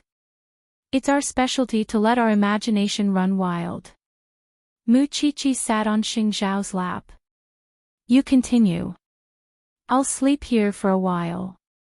After that, she yawned and put her head on Xing Xiao's shoulder. Then, she closed her eyes and fell asleep. The secretary entered the office and saw this scene. She was not surprised at all. She just handed the important documents to Xing Xiao to sign without making a sound. In the afternoon, Yi Mansion was quiet. Mu Tongxue saw that Mama Yi was alone in the living room, so she went down to the second floor and walked to her. However, the current Mu Tongxue in front of Mama Yi was completely different from Yi Jingqing. Little b*****, I knew you were good at pretending when you were young. I was right about you. Even so, Aunt Yi, don't you still have to prepare a grand engagement ceremony to welcome me as your daughter-in-law? Mu Tongxue sat beside Mama Yi and smiled at her. I can't help it. I'm also a victim. Who asked your son to not let me go? Mama Yi was speechless. She turned her head and looked elsewhere. Since we're getting engaged, I'll tell you my request. As the man's parents, you should show me something. I'm not asking for much. I just want 5% of Yi Holdings shares. I don't want to be bullied by you after I marry into your family. After hearing Mu Tongxue's request, Mama Yi slapped her without hesitation. I think you're crazy. It's already the luckiest thing you've ever had in your life to be engaged to my son. You still want the shares of Yi Group? Mama Yi said. Mu Tongxue covered her face and laughed again. It's fine if you don't give it to me. I'll ask your son for it. You know how generous he is to me, don't you? Even if I asked him to give me his heart, he would be willing. Before Mu Tongxue could finish, Mama Yi grabbed Mu Tongxue's hair and threw her to the ground. Then, she kicked Mu Tongxue twice. You're not worthy. Bah. At the moment, Yi Mu was ugly, not like a lady in a rich family. Of course, she believed that anyone would go crazy if they met a woman like Mu Tongxue. Mu Tongxue did not struggle. Instead, she lay on the ground moaning in pain. It was only after Mama Yi left that the servants of the Yi family who had been hiding in a corner came out to help Mu Tongxue up. Naturally, Mu Tongxue knew that she was hiding behind the screen. That was why she angered Mama Yi. She believed that the servants must have recorded the scene in high definition and was waiting to send it to Yi Jingqing. Miss Mu, you're so pitiful. Why didn't you tell young master?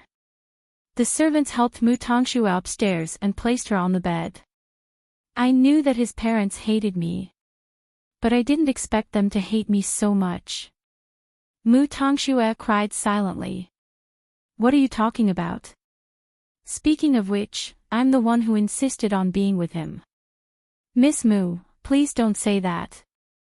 Have a good rest. When young master comes back, he'll come to see you. Mu Tongxue nodded and lay on the bed. On the other hand, Yi Jingqing had received the video from the servants. In the video, he saw his mother punching and kicking Mu Tongxue. Therefore, he directly left the office and sped up to go home. Why are you back at this hour? Mama Mu was drinking tea in the garden. When she saw her son, she quickly asked. Yi Jingqing slapped her without a second thought. Whoever bullies Tongxue is my enemy. Even you can't do it. Mama Yi was stunned by Yi Jingqing's slap. It took her a long time to react. Are you crazy? You bastard. How dare you hit me? Mom, I'm warning you. If you bully Tongxue again, I'll pay you back tenfold. By then, don't blame me for being merciless. At this moment, on the second floor, the window of Mu Tongxue's room was open. She crossed her arms and looked at the movements in the garden. Then, the corners of her lips curled up. The show had just begun. In the afternoon, Yi Holdings released the news that Yi Jingqing was getting engaged to Mu Tongxue. It was published in the newspaper. It showed how much Yi Jingqing valued Mu Tongxue. Mu Qiqi frowned when she read the newspaper. She didn't know if Mu Tongxue was sincere or not. Was it because she wanted to take revenge on Yi Jingqing or because she fell in love with power again? Of course, she was more inclined to the former. However, she didn't expect that the person in question would come to the police station so soon to share her answer. Are you here to ask for my congratulations? Mu Chi-Chi was wearing a white coat. She was called back to the lab by the professor in the afternoon. She was accompanying the professor in his experiment. Yi Jingqing does hope so, but... Mu Tongxue approached Mu Chi-Chi and whispered in her ear, I'm here to invite you to watch a good show. How do I know that this isn't your plan to deal with me? Sister, I'll watch over Mr. Liu no matter how much you love brother-in-law. You must come next weekend. I promised you that I'll take revenge for you. Mu Chi-Chi didn't agree to Mu Tongshua's invitation. But she could feel her hatred towards the Yi family and Yi Jingqing. Although Mu Tongxue was indeed a sinful person, she didn't want Mu Tongxue to disappear from this world. After that, Mu Tongxue left. But when she left, Mu Chi-Chi noticed that there were fingernail scratches on her face. And the way she walked was not right. She must have been slapped or treated violently. Why did she do that? Feng Shanshan saw Mu Chi-Chi standing at the door for a long time, so she leaned on her back. What are you thinking about? You look so focused. I suspect that Yi Jingqing did something to Mu Tongxue, said Mu Chi-Chi. Didn't I say that the wicked will be tortured by the wicked? Why? Do you feel sorry for her? Mu Chi-Chi didn't say anything because she didn't know how far Mu Tongxue would go in order to destroy Yi Jingqing. Although she was happy to see it happen, Yi Jingqing was a man who would do anything to achieve his goals. Chapter 653. That was why life was really a cycle of karma. If Mu Tongxue was really willing to go so far for Mr. Liu, what was he thinking? After leaving the lab, Mu Chi-Chi called Xing Xiao. She wanted to meet Mr. Liu. Xing Xiao sent Su Che to pick her up and directly sent her to Zhongting's factory. Mr. Liu was there, receiving training from Zhongting's employees. After staying there for a few days, he was really influenced by Zhongting's corporate culture. He felt that staying here was more meaningful than being a teacher. That was why he decided to stay and develop his career in Zhongting. In the evening, Mu Chi-Chi met Mr. Liu alone.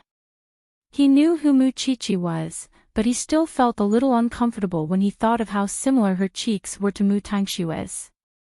However, he knew very well that the person in front of him was not a nurse, but a real forensic doctor. Mr. Liu.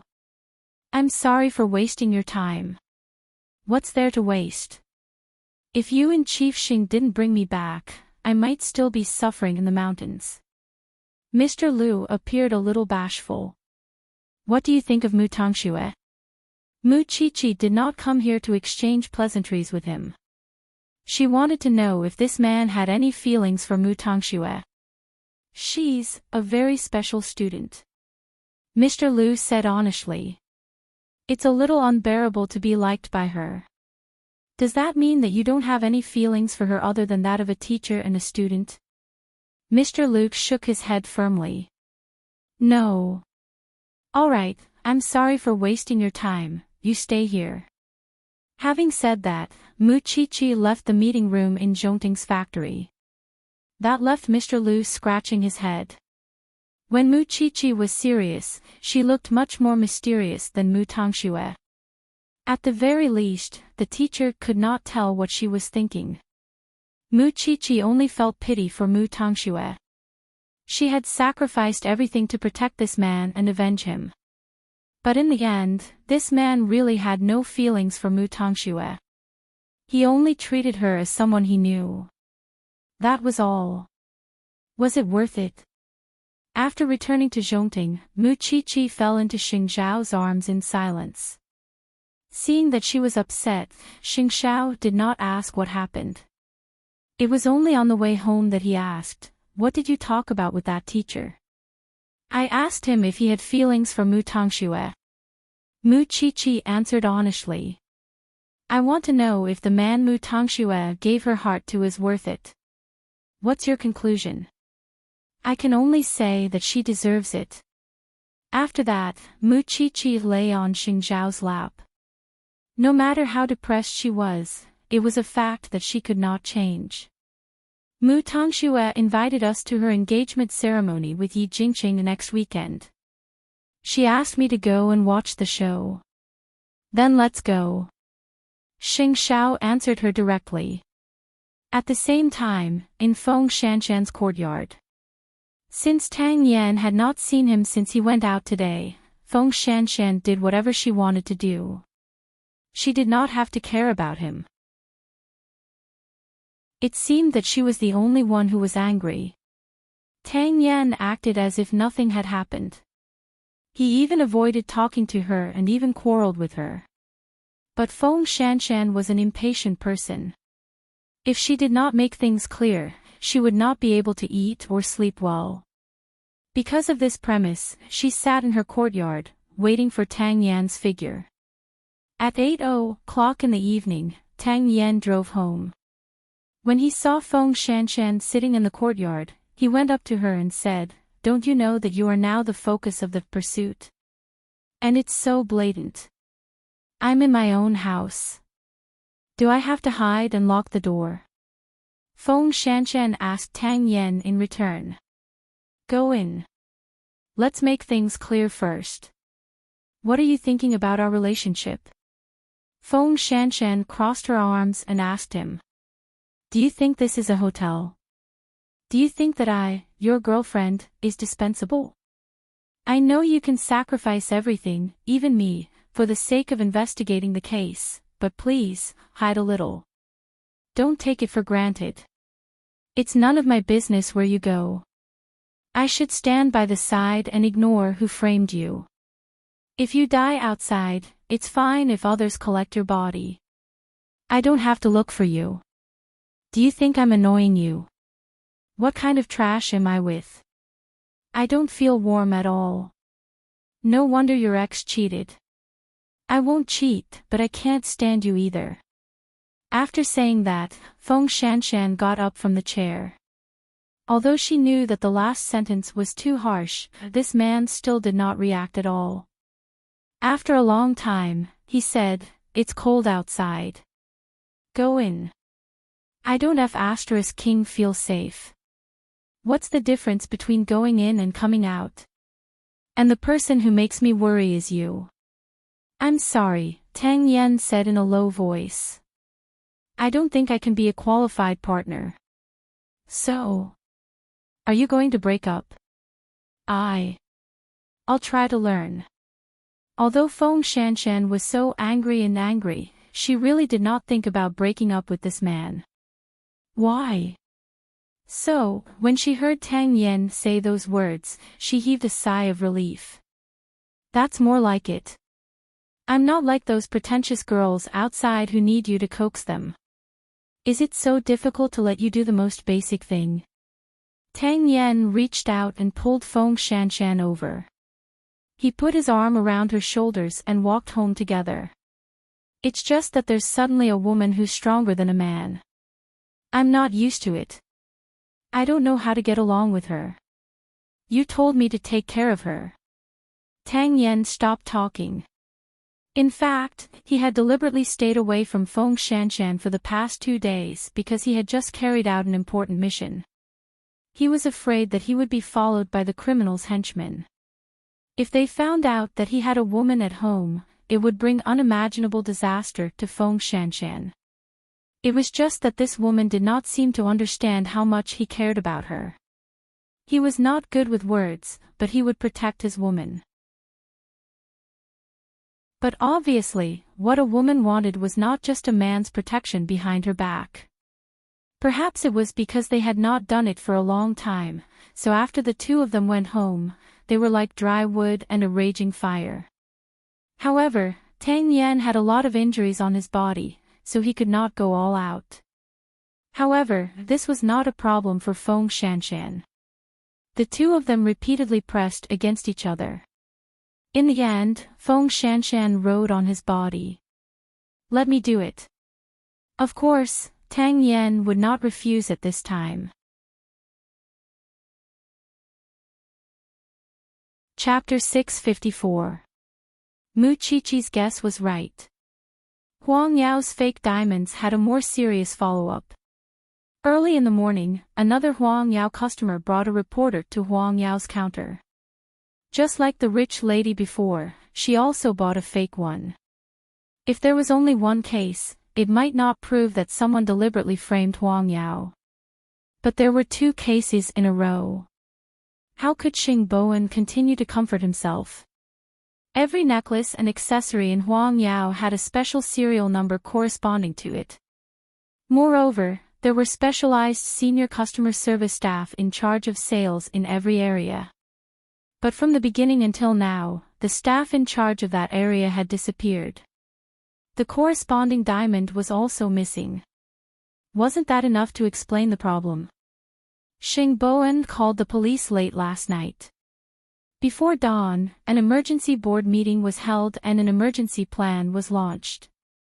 Now, Huang Yao's jewelry sales were completely stopped. Xing Bowen asked the employees to check the current jewelry in Huang Yao one by one to prevent any more fake goods. But even if he did this, there were still some loopholes. Xing Bowen had already sent people to look for the customer that the missing employee was in charge of and sincerely recovered the jewelry. However, he was not willing to buy some people at all, especially this rich young lady in front of him. Of course, this was her personal choice. The staff of Huang Yao tried to communicate with her, but found that it was useless. She did not really want to solve the problem. She just wanted to expose the fake jewelry in Huang Yao. She was angry. She felt that Huang Yao had hurt her interests as a VVIP member of Huang Yao. She was embarrassed wearing fake jewelry when she went out. Then, the news in Jianchuan followed up and reported it. Huang Yao immediately issued a public relations document. First, it was a sincere apology. Due to the staff's poor management, the interests of the consumers were damaged.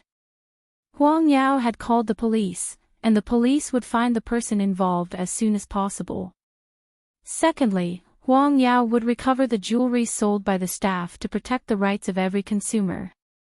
They also promised that Huang Yao would identify the authenticity of the jewelry on the spot and give the consumers the most satisfactory answer.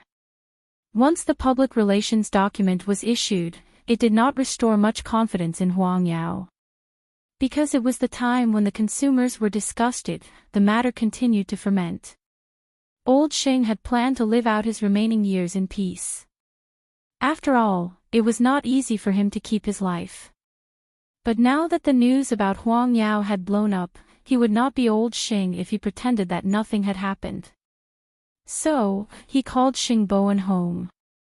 "Third brother, what's going on?" Old Master Xing pointed at the news on the television and asked, "Wasn't it fine 2 days ago?" "Grandpa, I'm sorry. I'm useless." Xing Bowen said helplessly, "I can't be like eighth brother and kill all problems in the cradle. I've seen your public relations work. There's nothing you missed out on. You've done everything you should." Old Master Xing sighed. "I just want to know if this matter has anything to do with Xing Kai." Xing Bowen lowered his head and did not look at the old man. After a while, he replied, "The matter is still under investigation. We can't be sure yet. I know that you're worried about my health." Old Master Xing waved his hand. "It's my fault that I didn't get rid of this evil creature. Now that he has made a comeback and wants to stir up trouble, you're the only one who can bear it." After saying that, Old Master Xing turned around and supported himself on the chair.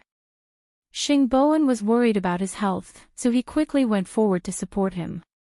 "Grandpa, I will do my best to protect Huang Yao.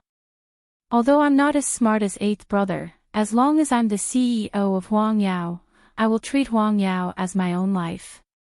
Old Master Xing shook his head and patted him on the shoulder. "Just do your best." Now, he was no longer obsessed with these things. However, Xing Bowen still felt that he had a great responsibility. So, after meeting Old Master Xing, he returned to Huang Yao. But when the secretary saw him, she said awkwardly, "CEO, there's another distinguished guest. Xing Bowen knew very well that they were probably here for the shares in Xing Kai's hands. These people were taking advantage of the situation. He did not know how much they would lower the price. It's okay. Make tea and bring it to the conference room. After the incident at Huangyao broke out, Mu Qiqi also paid close attention to it. If the troublemaker's rich wife yesterday was just a test subject, then this rich young lady today should be a new breed that the other party had improved and was more aggressive.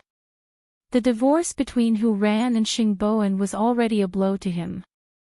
Now that Huang Yao was being targeted like this, Mu Qiqi could not imagine how difficult her brother's life would be. It was especially so for old Master Xing, who had just returned home. He valued Huang Yao the most. Now that such a thing happened to Huang Yao, she did not know if he would be provoked and return to the hospital again. Feng Shanshan saw that she was not paying attention, so she asked her, "Do you want to go back and help? There's nothing much to do in the station these few days. You don't need to waste your time here." "How can I help?" "I've heard about the VVIP night of Huang Yao that you planned. Although you're really annoying, you're really smart. Moreover, you're a forensic doctor after all. You'll definitely be able to detect problems better than the average person. Maybe you can really find something when you go back and take a look." Mu Qiqi shook her head. "I don't know about jewelry. But you've seen a lot of schemes." But Xing Xiao said that this time, he would let Xing Bowen grow alone. So, even if she wanted to help, she felt that her man was right.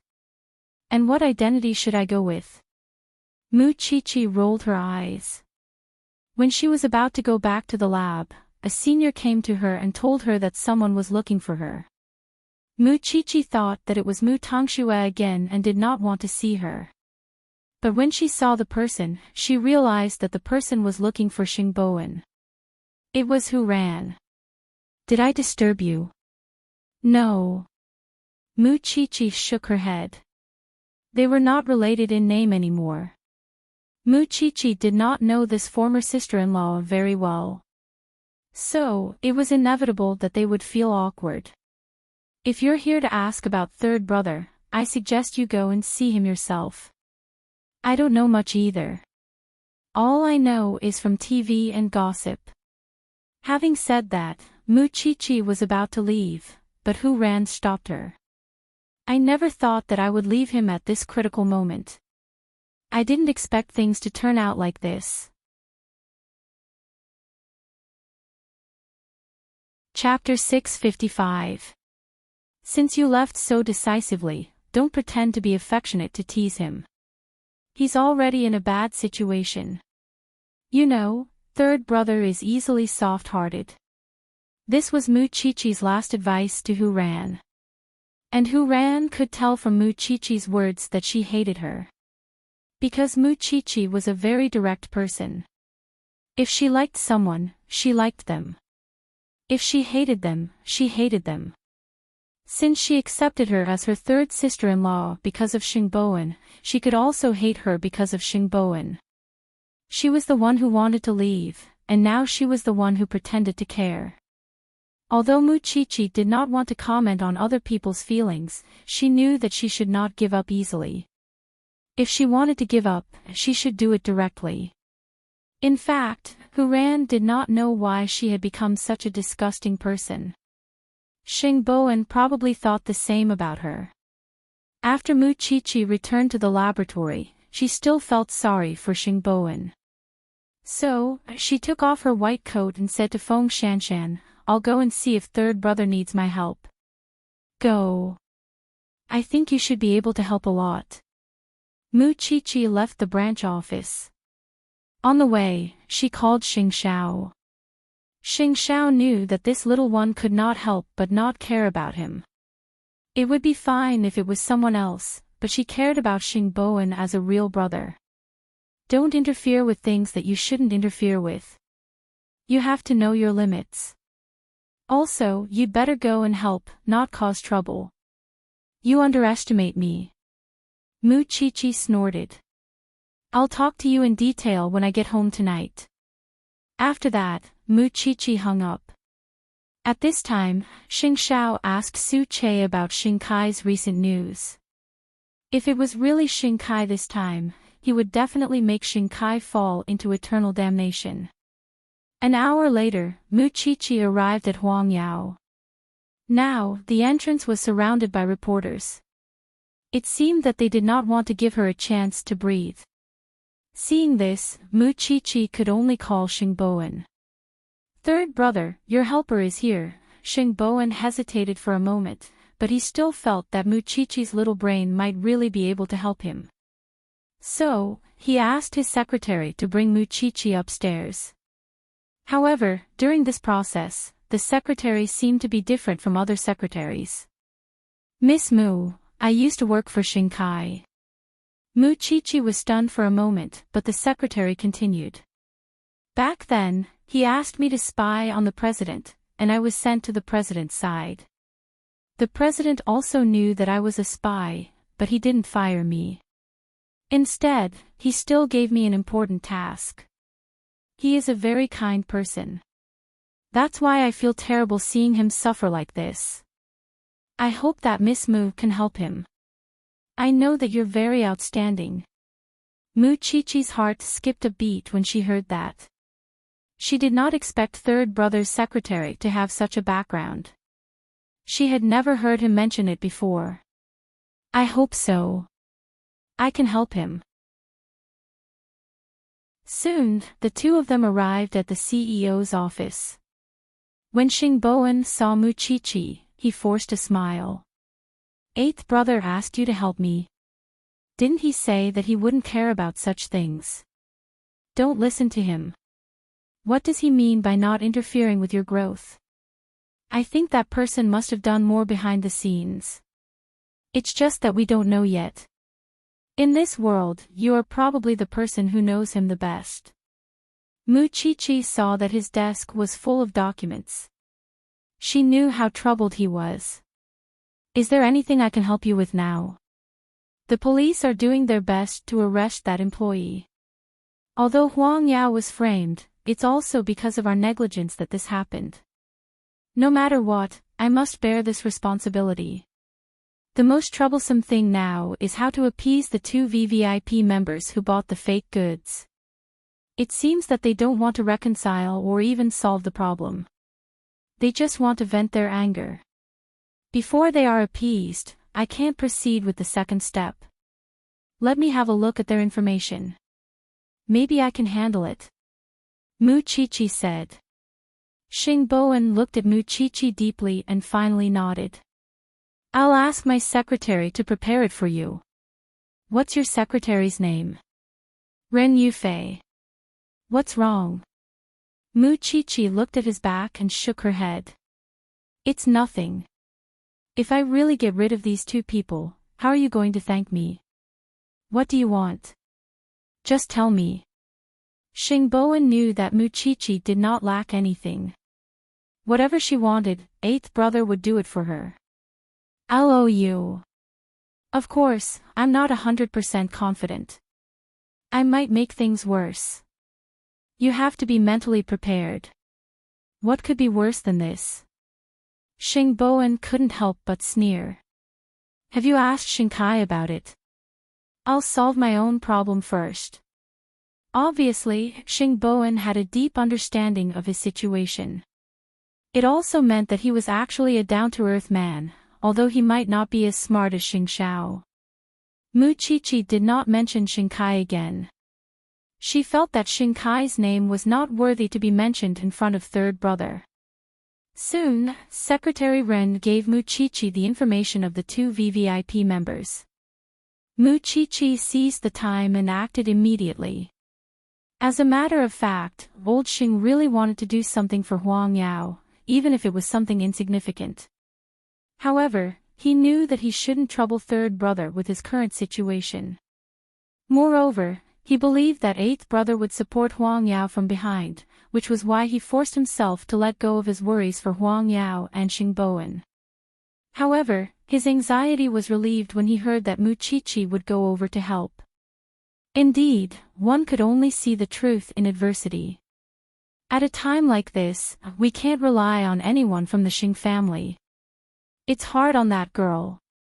She knows nothing about jewelry, but she is still willing to help. In fact, old Master Xing trusted Muchichi very much. He had seen the VVIP night planned by this girl. She was very smart. Moreover, she was good at resolving conflicts. But when he thought of how he treated her in the past, he could not help but feel a little ashamed. Muchichi looked at the information of the two guests. One was a rich lady, and the other was a rich young lady. Although Muchichi was not sure if they were really related to Shinkai. The two types of people had completely different personalities. Of course, they would solve things differently. Chapter 656. Xing Bowen gave Secretary Ren to Muchichi because she knew the current situation of Huang Yao better. In fact, Ren Yufei really wanted to know what Muchichi was planning. Why didn't she go to the rich lady's house first? Instead, she wanted to look for this rich lady first. The two of them soon arrived at the door of the rich lady's house. Before entering, Ren Yufei asked Muchichi with some uncertainty, "Miss Mu, are you really going to deal with this reporter first? She is a very difficult person to deal with. Don't think about it. Let's go in," Muchichi said meaningfully. Muchichi said meaningfully, "I've seen a lot of troublesome people. I won't let you down. How can I bear to make you worry about third brother?" Ren Yufei's face suddenly turned red. It seemed that Muchichi's guess was right. This secretary had slowly changed from admiration to liking Xing Bowen. "Miss Mu, please don't make such a joke. After all, the president is also a man with a family. I don't want him to be misunderstood." That was true. At present, the outside world still did not know the news of Xing Bowen and Hu Ran's divorce. However, she would not tell the secretary about it because she did not want this well-behaved secretary to become Xing Bowen's healing medicine. It was very unfair to her. "All right, I'll be careful in the future. You can go and ring the doorbell." Ren Yufei nodded and went forward to ring the doorbell. Then, the family servant came out to open the door and asked Muchichi who they were looking for. Ren Yufei expressed the purpose of their visit, and the servant quickly invited the two of them into the living room. However, the two of them waited in the living room for about an hour before they saw the rich lady get up from the bed. It was winter, but she was wearing beige silk pajamas. She sat down in front of Muchichi and Ren Yufei. "You're here for the fake diamond incident, right? But I've already expressed my position very clearly. I don't want any compensation, and I don't need any apology. Huang Yao has embarrassed me. I won't let it go. Is this logic right?" The other party glanced at the two of them and said in an impolite tone, "No matter what you want me to ask for today, I will tell you that when I'm not angry, Huang Yao will never be good." "Miss Gao, do I look like someone from Huang Yao?" Muchichi asked with a smile. The man looked at Muchichi suspiciously. Then, he said, "I've seen your secretary twice. Miss Gao, you come from a famous family, and you are also a fashion reporter. You have been involved with fashion since young, and you have a public account on all the major websites. Am I right? What are you trying to say?" Muchichi smiled confidently and took out her phone from her pocket. She found the short video she had just searched for and showed it to him. This video is quite old. It's one of Miss Gao's early works. It clearly records how Miss Gao taught everyone how to distinguish between real and fake diamonds. So, with all due respect, with Miss Gao's eyesight, it's unlikely that you can't tell if this diamond necklace is real or fake, right? The man did not expect Muchichi to show him the video. His expression was a little unnatural. You said it yourself. It was years ago. She already had such a good eye for diamonds a few years ago. Could it be that after a few years, Miss Gao's eye for diamonds has deteriorated? Don't you know how to distinguish between diamonds? Then aren't you lying to the public by posting these on all the public accounts? Mu Chi-Chi looked innocent and curious. But, in fact, she was pressuring the man step by step. If Miss Gao really admitted that she bought a fake necklace, then she would be suspected of lying to the fans. In fact, it would be a bad thing for both sides. I was confused for a moment. What's so strange about that? Miss Gao, I also believe that you were confused for a moment. But, the fans won't believe it, right? Mu Chi-Chi knocked on the glass coffee table with her finger. The man was obviously speechless after hearing Mu Chi-Chi's words. He could only look away. The rich lady from before said that she bought a fake diamond. Alright, I'll assume that she is a nouveau riche. It's reasonable for her to buy a fake necklace. But, would a fashionista like Miss Gao make such a mistake? Mu Chi-Chi pressed on. The man's eyes flickered. He subconsciously clenched his fists. This was a sign of nervousness. Miss Gao, you don't have to be nervous. After all, I've said that I'm not an employee of Huang Yao. I'm not here today to criticize you. I just want to help you solve your problem. The man pursed his lips. Finally, he turned around and looked at Mu Chi-Chi warily. Can you really solve it? That must be built on the basis of mutual trust. Miss Gao, you should tell me why you want to do this. This is the premise. Mu Chi-Chi took the opportunity to make a request. The man was obviously very resistant to this answer. Moreover, what Mu Chi-Chi said was not a big enough threat to Miss Gao. I can't say. Mu Chi-Chi seemed to have expected this answer. She smiled and said, that's fine. I still have to go to the rich lady's place. I just don't know what kind of answer she will give me. And, Miss Gao, let me give you a piece of advice. Slandering Huang Yao will not do you any good. Even if Huang Yao closes down in the end, the Xing family still has Zhongting. But what about you?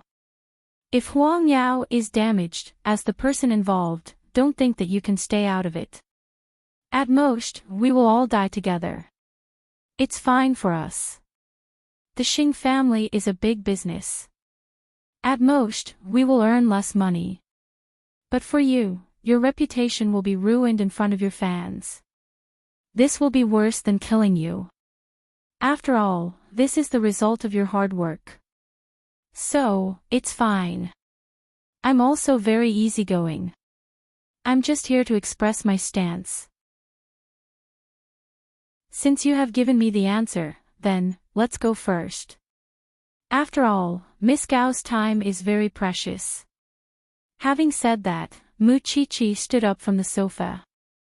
Ren Yufei followed behind her. The two of them walked toward the door without any hesitation. It was as if they were not afraid that Huang Yao's reputation would be ruined. Helpless, Miss Gao had no choice but to stop her. If I tell you who the mastermind is, will you be able to think of a way to solve this problem? I said, you have to tell me what happened first. I don't like people negotiating with me. The other party was really helpless. In the end, she made a gesture of invitation. Sit down first. I will tell you slowly. When Mu Chi-Chi and Ren Yufei returned to their seats, Miss Gao said, you guessed right. When I went to buy the diamond, I already knew that the necklace was fake.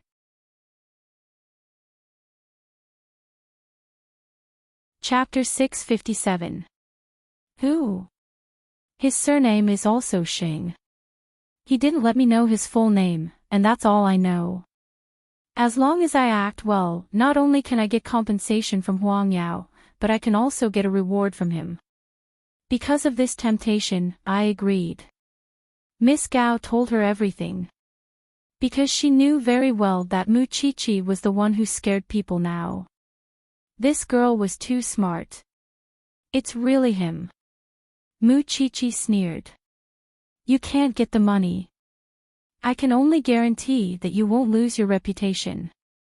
But you can't do anything like leading the way anymore.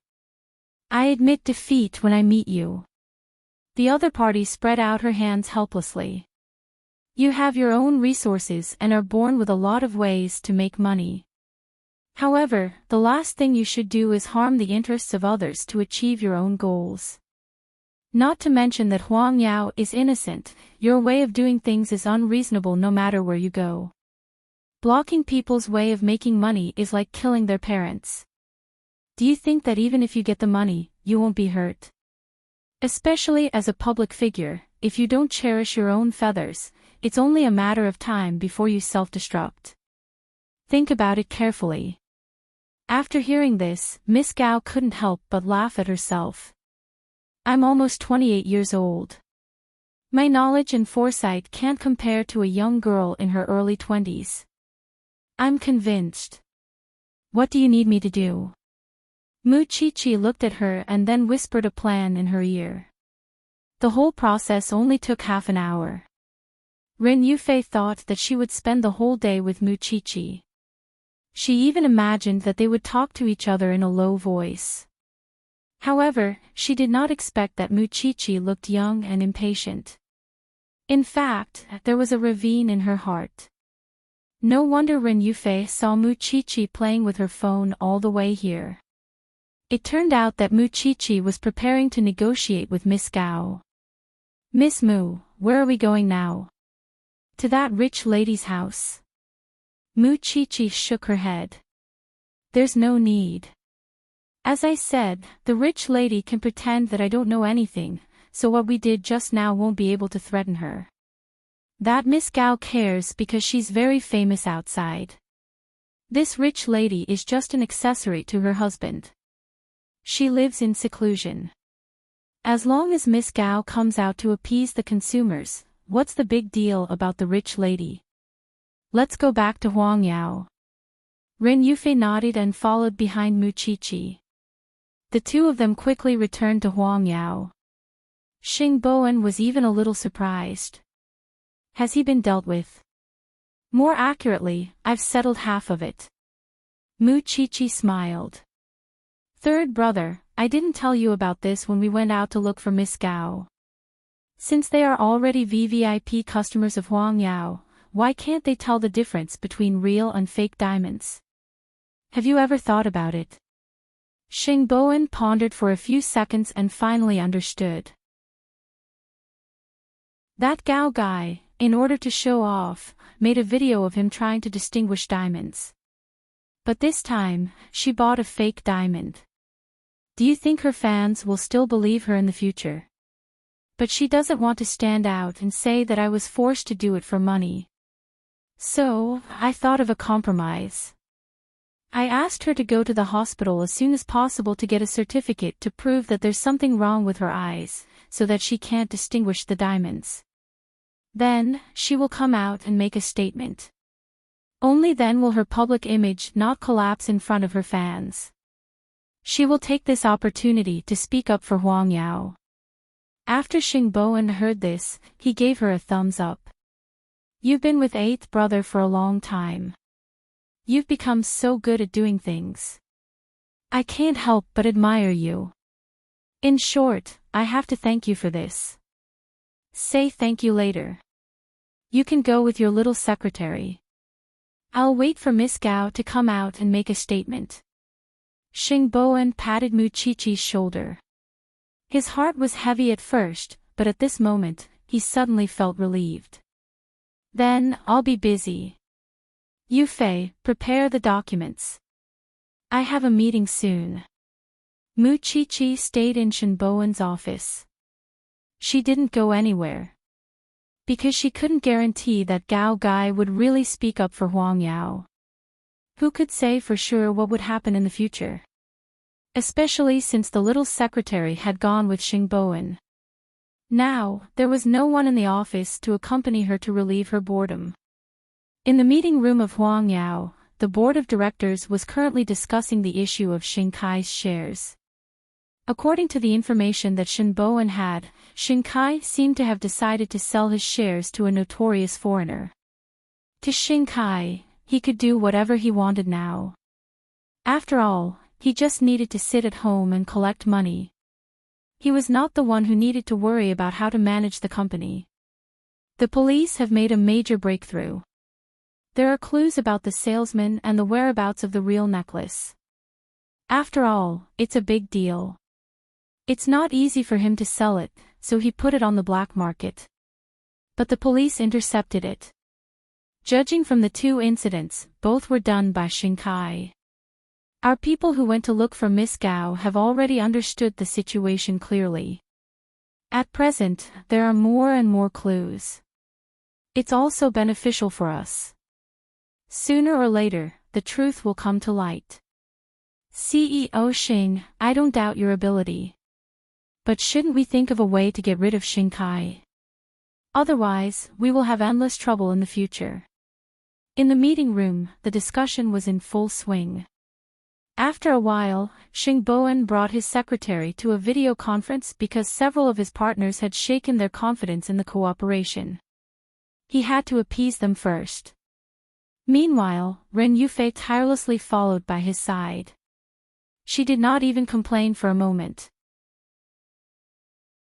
Perhaps it was because Miss Gao needed time to prepare, so Mu Qiqi waited in Huang Yao's office until the afternoon. Huang Yao's shares were still plummeting. Mu Qiqi thought that she would wait for Miss Gao to arrive at 4 o'clock.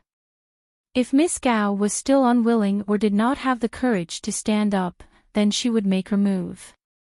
Just when she was bored, Xing Xiao called her. How is it? Mu Qiqi looked at the time and answered Xing Xiao, I'm waiting for news. It's just that it's really boring in Third Brother's office. Su Che is downstairs. Go home, little one. Xing Xiao smiled. Since you're waiting, why don't you stay by my side? Of course, I'd rather be with you. After Mu Qiqi hung up the phone, she quickly went downstairs. At this time, one of the people involved in the fake diamond incident stood out in public again. Chapter 658. If the person involved in this matter continued to bite on Huang Yao, then Huang Yao's positive image would continue to decline in the hearts of the consumers. Therefore, Miss Gao's attitude was very important. However, she had made it clear last time that she would not reconcile with Huang Yao. She must see Huang Yao's reputation fall to the ground. So, if she spoke again, did it mean that she would reveal more about the communication between her and Huang Yao? Maybe there would be some big news. But, to everyone's surprise, Miss Gao first apologized to the media and the public as soon as she came out. Then, she took out the diagnosis she had prepared. She claimed that there was indeed something wrong with her eyes recently. Her vision was always blurry and she had double vision. So, when she chose the diamonds, she might have done it under the condition of poor eyesight. She did not do a good job of distinguishing the diamonds, so she was also responsible. Secondly, under such a premise, she also came to the conclusion that this matter was a problem with the internal employees of Huang Yao from beginning to end. It was not a problem with Huang Yao's diamonds. This also showed that the quality of Huang Yao was still trustworthy. In addition, Huang Yao had recently added a segment to test the authenticity of the diamonds on the spot. Therefore, from this point of view, what Huang Yao needed to solve now was internal staff conflicts. As long as the person who set the pace led the problem to the right path, then the public would shift their attention to the real problem. In other words, it was meaningless for the media to hype up the news of Huang Yao selling fake goods. As for the rich madam, just as Mu Qiqi said, after Miss Gao came out to speak, she became completely unimportant.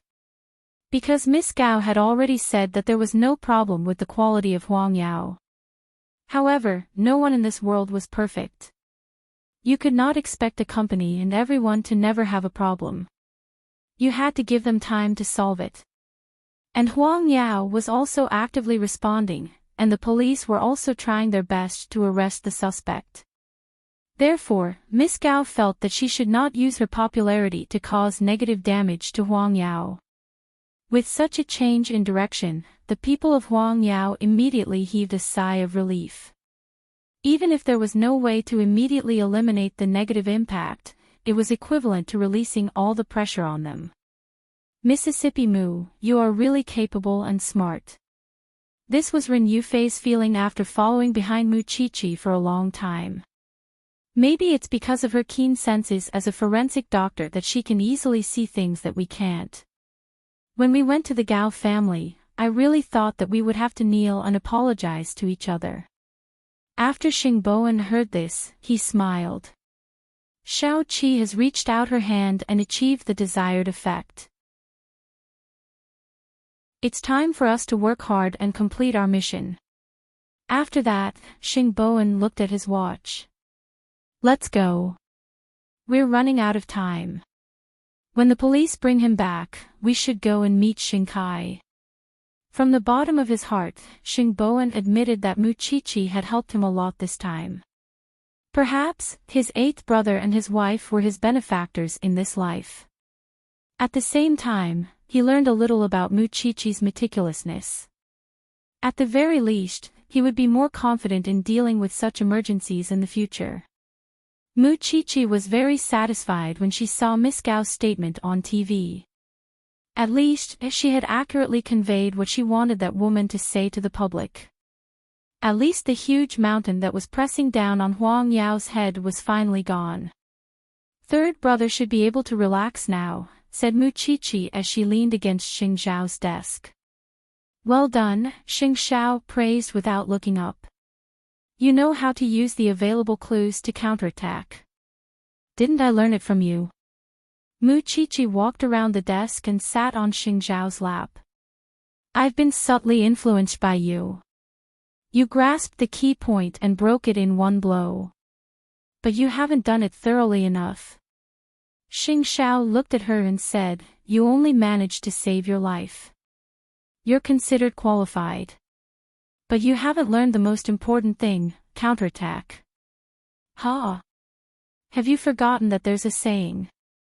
You'll get yourself into trouble. Mu Qiqi suddenly realized that Xing Xiao was reminding her not to forget the person who ignited the fire. Once the crisis of Huang Yao was resolved, it would be the time for others to suffer. So, that night, there was a new development in the case of Huang Yao selling fake diamonds. Someone had been bribed and instigated. It was said that this person had a deep grudge against the Xing family before, and this move was to take revenge. Moreover, Xing Kai had been planning to sell his shares in Huang Yao recently. So, the public naturally pointed the finger at Xing Kai as the suspect. The consortium that had originally planned to buy Xing Kai's shares withdrew automatically when they found out that Xing Kai had such a deep grudge against the Xing family. After all, they did not want to be involved too much with the grudges of a wealthy family. In addition, Xingboan was as calm as Mount Tai. Therefore, the internal affairs of Huang Yao were temporarily stabilized by him. This was probably because of the blessing brought about by his loyal personality. Especially in times of crisis, such people were often more likely to gain the trust of others. However, the thrilling events of the past 2 days were still very hard for Huang Yao. Xingboan worked overtime at the company until late at night. When he looked up and saw the secretary behind the glass door, he could not help but feel guilty. So, he stood up and walked to Ren Yufei. You can get off work long ago. You don't have to stay here. Now that Huang Yao has passed the crisis, go back and rest, or go on a date with your boyfriend. Ren Yufei saw Xingboan's tall figure and nodded. Okay, then I'll go home first. This little girl was really affectionate and loyal. She had done her best for Huang Yao. The fake diamond incident was like a storm for Huang Yao. It came and went quickly. After Xing Bowen settled the matter of Huang Yao and returned home, he told Old Master Xing about Mu Qiqi's contributions. When Old Master Xing heard about it, he sighed repeatedly. How good would it be if this girl didn't become a forensic doctor and help manage Huang Yao? Grandpa, all right, I know that her ambition is not here, and I won't force her. However, it was indeed because of that girl's wit that Huang Yao was able to get through the crisis so quickly this time. Treat her to a meal some other day and thank her for me. After hearing Old Master Xing's words, Xing Bowen laughed. After this old man was sick, he was indeed very different from before. He was also willing to understand others.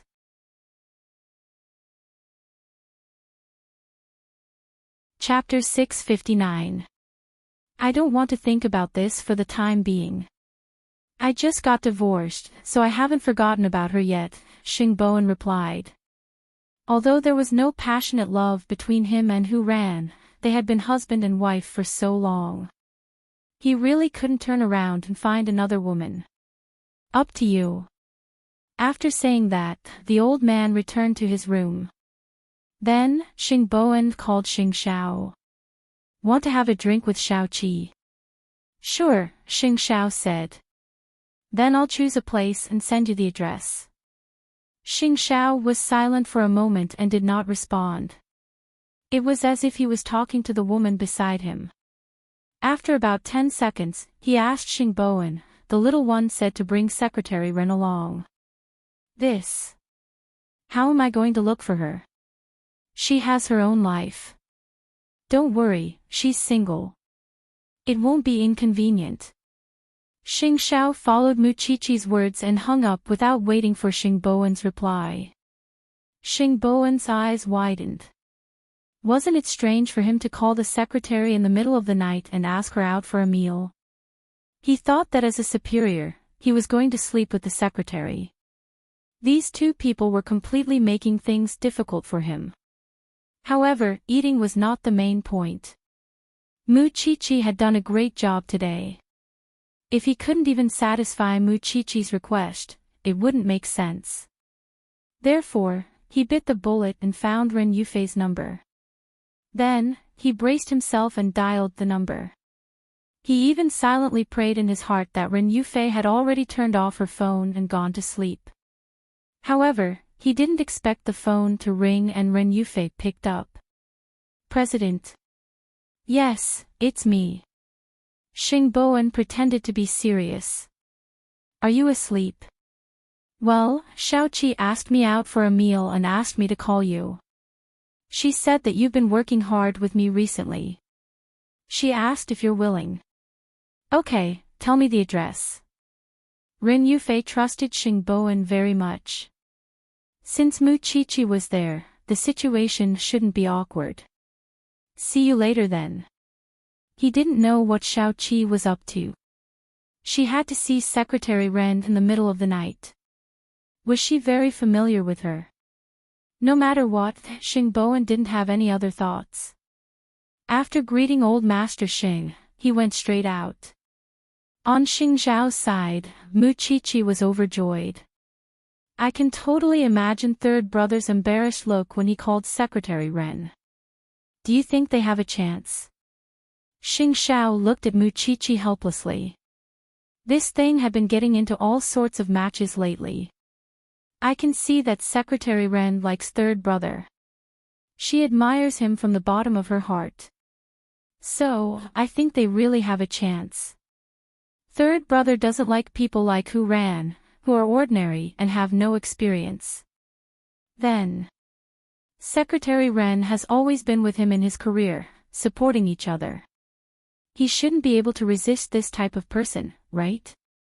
Unable to retort, Xing Xiao could only shake his head. Soon, the two of them arrived at the agreed place. However, what was surprising was that Xing Bowen had not arrived yet. He even let Secretary Ren sit alone in her seat and wait. Chief Xing, Miss Mu. Since you're not in the company, don't be so restrained. Mu Qiqi sat down beside Ren Yufei. This girl was really beautiful. No wonder Xing Kai had chosen her to seduce Xing Bowen. But our identities are different. Before the three of them could chat for a while, Xing Bowen finally arrived at the hotel. When he saw that Rin Yufei had also arrived, he seemed a little more reserved. "Ah. Have you ordered?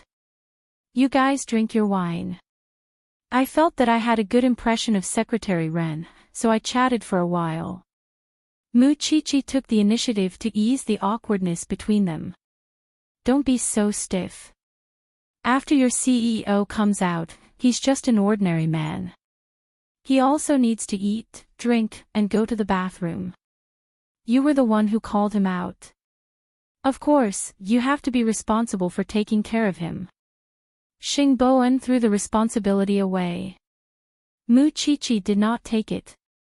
In any case, she had plenty of ways to deal with this loyal dog. "Secretary Ren, you should be a little older than me. I'll call you Sister Yufei." "Miss Mu, I'm afraid that's not a good idea. You're single now, right? In the future, come out often and see your CEO's rotten life after work." Xing Bowen drank a glass of red wine and relaxed a little. He did not take Mu Qiqi's bait. "Who cares about you?" Seeing this, Secretary Ren also laughed. "I thought that the CEO treats everyone equally. It turns out that there are also those who are close and those who are distant." However, when she thought that Xing Bowen was already married, her expression became a little gloomy. "That's right. In front of those who are close to him, he has no image at all." Mu Qiqi carefully observed Ren Yufei's expression and knew that she was very hesitant and evasive. After all, in the eyes of outsiders, Xing Bowen was now a married man. This also proved that Ren Yufei was really kind-hearted. If it were those who had evil thoughts, they would not really care whether you had a family or not. She had heard a lot about secretaries rising to the top. Then the relationship between the CEO and his wife should be very good. After all, the CEO has a very good temper. That's hard to say.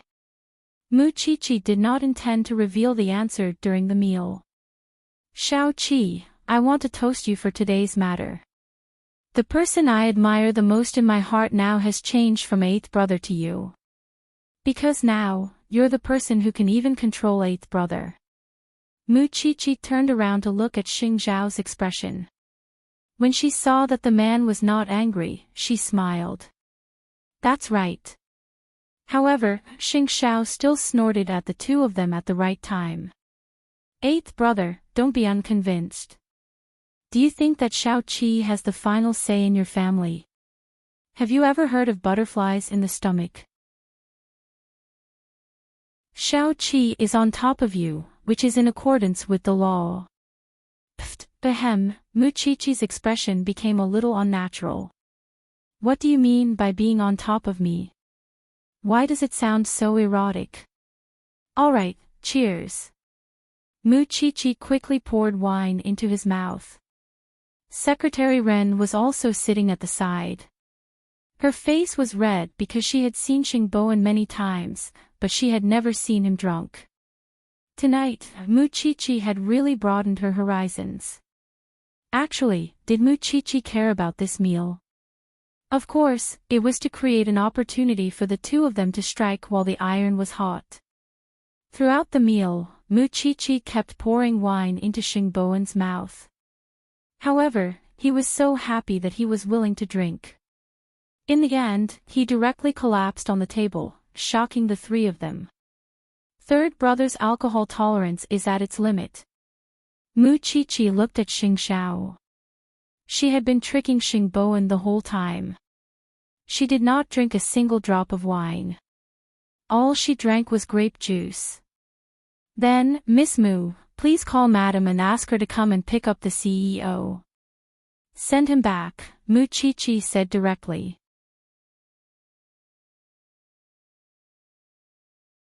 Chapter 660. There's nothing to misunderstand. He's already divorced. Mu Chichi gave this answer when everyone was about to go home, especially when Xing Bowen was already drunk. If he were sober, this would be so awkward. Ren Yufei was stunned. She obviously couldn't believe it. She must have many questions in her heart. She also understood that Mu Chichi was doing this to create an opportunity for her. It was very likely that she already knew what she was thinking. However, the more this was the case, the more she didn't want to be the one who took advantage of the situation. Even though she had been sent to seduce Xing Bowen, take good care of him. We'll be leaving first.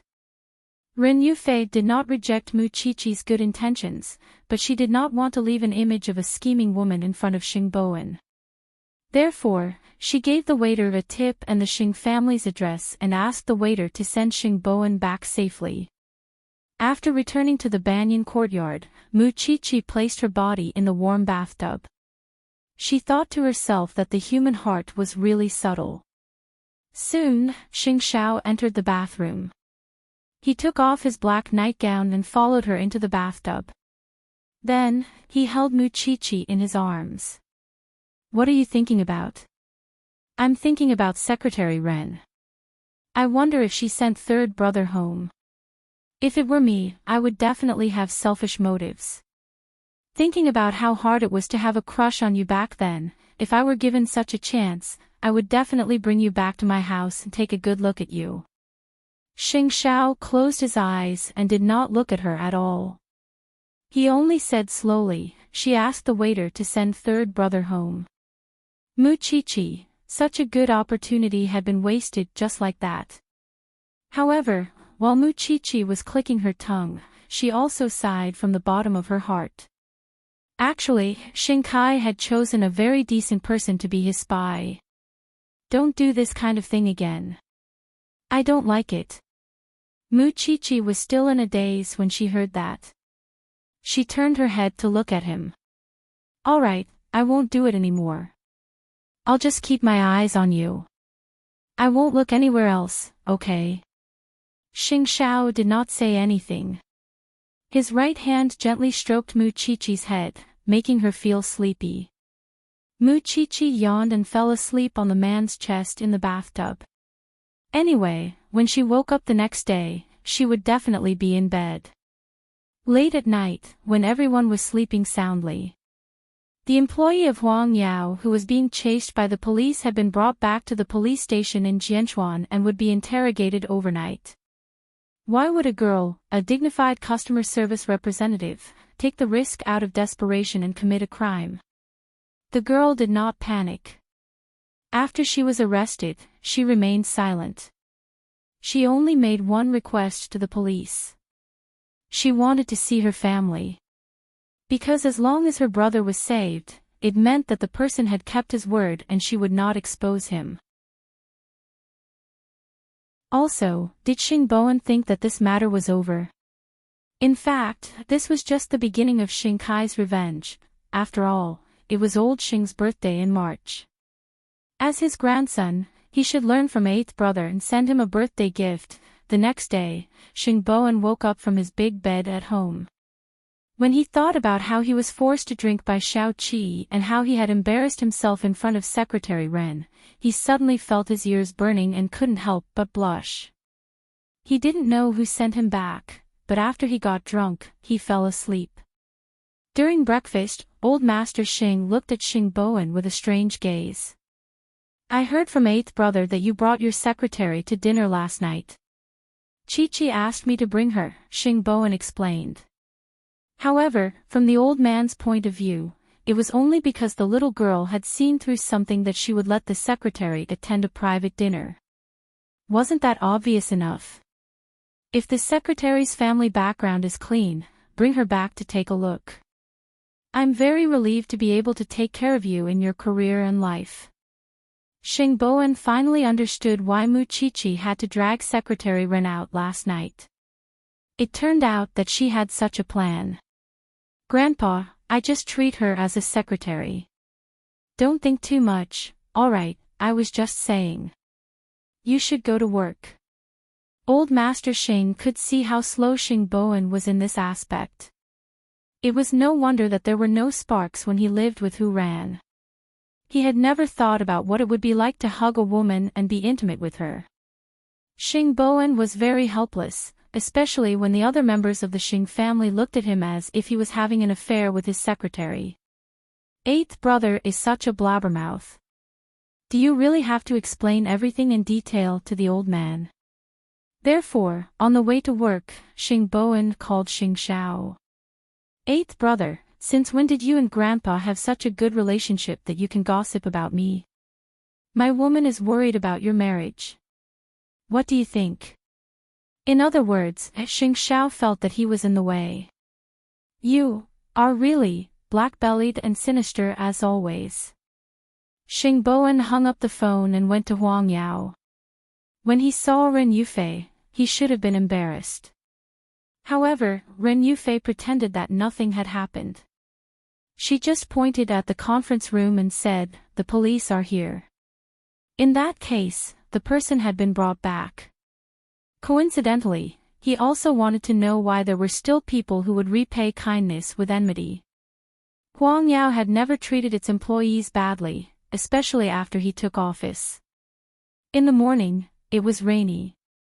A large group of people from the Yi family had come, all for the sake of making Mu Tongxue dazzling at the engagement ceremony. What happened in Huang Yao this time had made Mu Qiqi shine again. So, Yi Jingqing had to spend more energy and money on Mu Tongxue. He wanted to let the world know that Mu Tongxue was the noble goddess and Mu Qiqi could never be seen in public. Mama Yi sat in the living room with a gloomy face. After she was slapped by Yi Jingqing, she knew that Mu Tongxue was not as simple as she thought. So, she could not act rashly. Mu Tongxue knew that she was holding back. So, she was always stepping on Mama Ye's bottom line. Especially when there was no one in the living room, she deliberately put on the pigeon egg Yi Jingqing bought for her and showed it off in front of Mama Yi. I knew it. Brother Jingqing really loves me. I said I wanted this diamond, and he did everything he could to get it for me. Auntie, I really want to thank you for saving me from the slums. Don't be too happy. Mama Yi snorted. You should know that it's easy to get karma when one is too happy. I think this sentence is more suitable for your entire family. After that, Mu Tongxue smiled. I'm going to ask Brother Jingqing for his shares tonight. Auntie, aren't you going to stop me?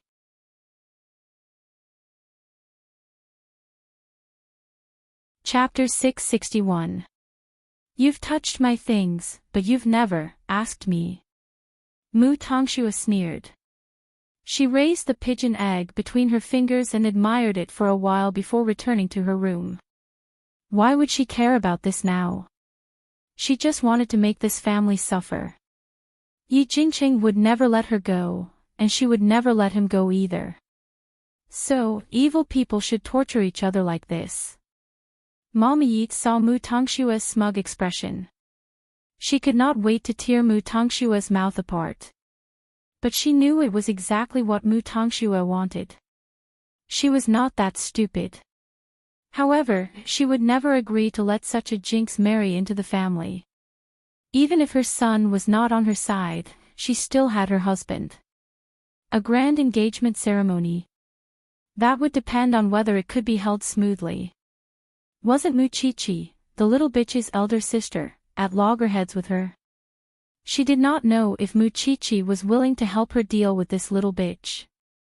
After the incident at Huang Yao, Mu Qiqi could finally return to the forensics laboratory. But when she returned to the police station, she found that everyone was out on duty. There was another murder case. Mu Qiqi took out her phone and called Feng Shanshan. She thought it was fine this time. After all, she had rested for a few days. Where are you? Why didn't you tell me about the case? In a building in the city. Feng Shanshan said while vomiting.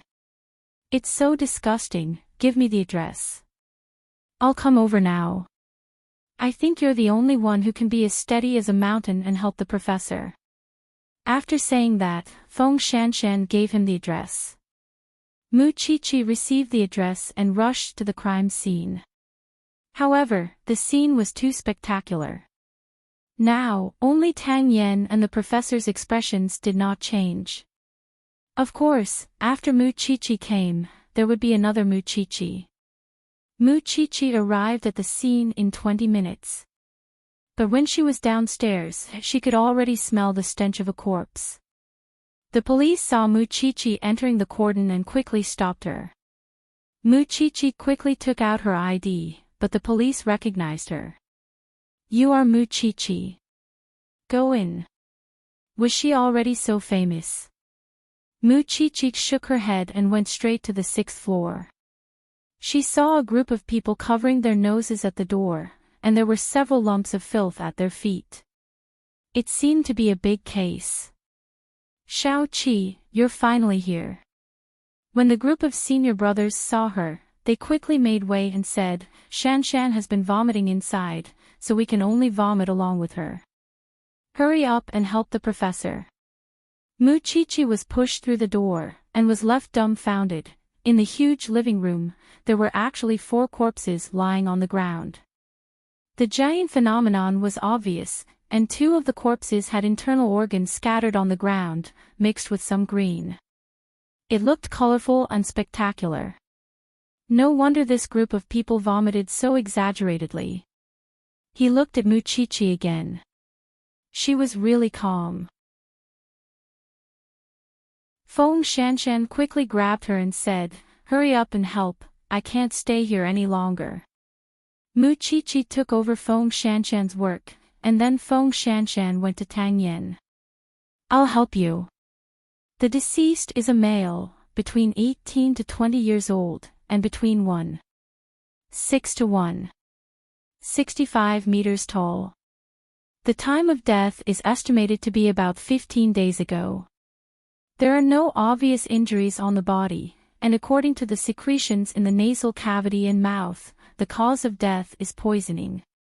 As for the specific type of poison, we need to go through detailed tests and further dissection. This one should be a disembowelment, and the murder weapon is a very sharp dagger. It directly pierced the victim's abdomen from the left side, and then left a wound that is about 15 centimeters long on the right side. The process of examining the corpses this time was extremely difficult, because each of the 4 people died in a different way. Even though they looked so young.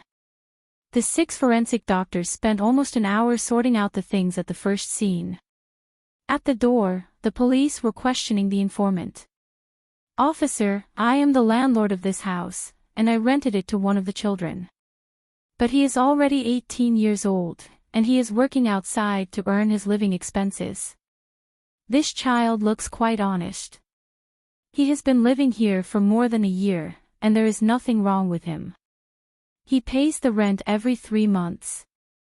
This time, it's because I received a complaint from the neighbors. They said that there are always some strange insects climbing in front of my house, and the house is getting more and more smelly. I had no choice but to get someone to unlock the door, but I didn't expect to see such a scene. Officer, don't you think I'm wronged? Who would dare to rent this place in the future?" Mu Qiqi and the others were helpless when they heard the landlord's words. After all, he was really innocent. After the forensic doctors finished their work, they returned to the police station. Because it was a major case, the police in the district felt that they could not solve the case within a time limit, so they went to the criminal investigation team and asked to take over. Tang Yan, of course, did not say anything. After all, as long as it was a case, he did not care about whether it was serious or not. The group of people rushed back to the police station. There were 4 dead bodies. This time, it was really enough to make the forensic doctors busy. But at this time, Mama Yi actually came to the police station. "Qiqi, someone is looking for you." Mu Qiqi had just placed the bodies on the dissection table with the professor. When she was about to start working, she heard that someone was looking for her. She immediately took off her gloves and sterile clothes and went to the hall of the police station. "Who is it?" "That lady." Mu Chi-Chi looked in the direction where her senior was pointing and saw Mama Yi with a face full of disdain. "That's true.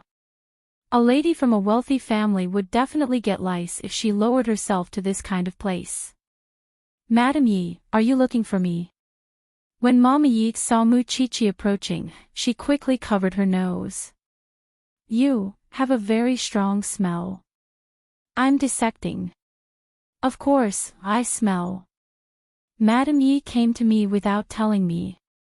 "I don't have time to take a shower and change my clothes," Mu Chi-Chi said coldly and put her hands in her clothes. "Do you want to tell me?" Mama Yi was also convinced by this pair of sisters. The elder sister did not want to be a rich lady, but had to do this dirty, smelly, and dirty job that dealt with corpses. What about the younger sister? She had the heart of a snake and a scorpion. Every day, she would bewitch other people's sons to achieve her own goals. They were really a pair of weirdos. Mu Chi-Chi knew that Mama Ye's visit would not be a good thing. The biggest possibility was that Mu Tongxue and Yi Jingqing were going to hold their engagement ceremony a few days later. It was useless to oppose Mu Tongxue. So, they wanted her, Mu Tongxue's enemy, to join them. However, these people probably thought that it was easier to find the police station and meet her. She really needed to greet her seniors in the future.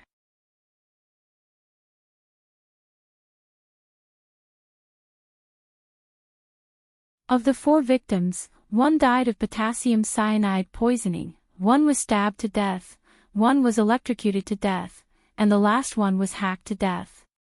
The 4 of them died in different ways, and according to the current state and characteristics of the corpses, the conclusion is that the 4 of them died at almost the same time.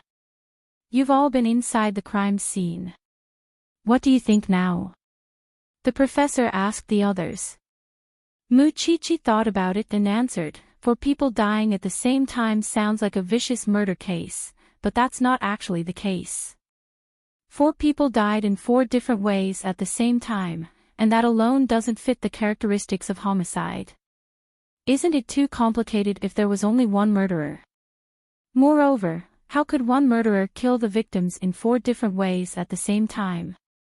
Let's assume that there were 2 or more murderers, but there were no traces of anyone else in the house.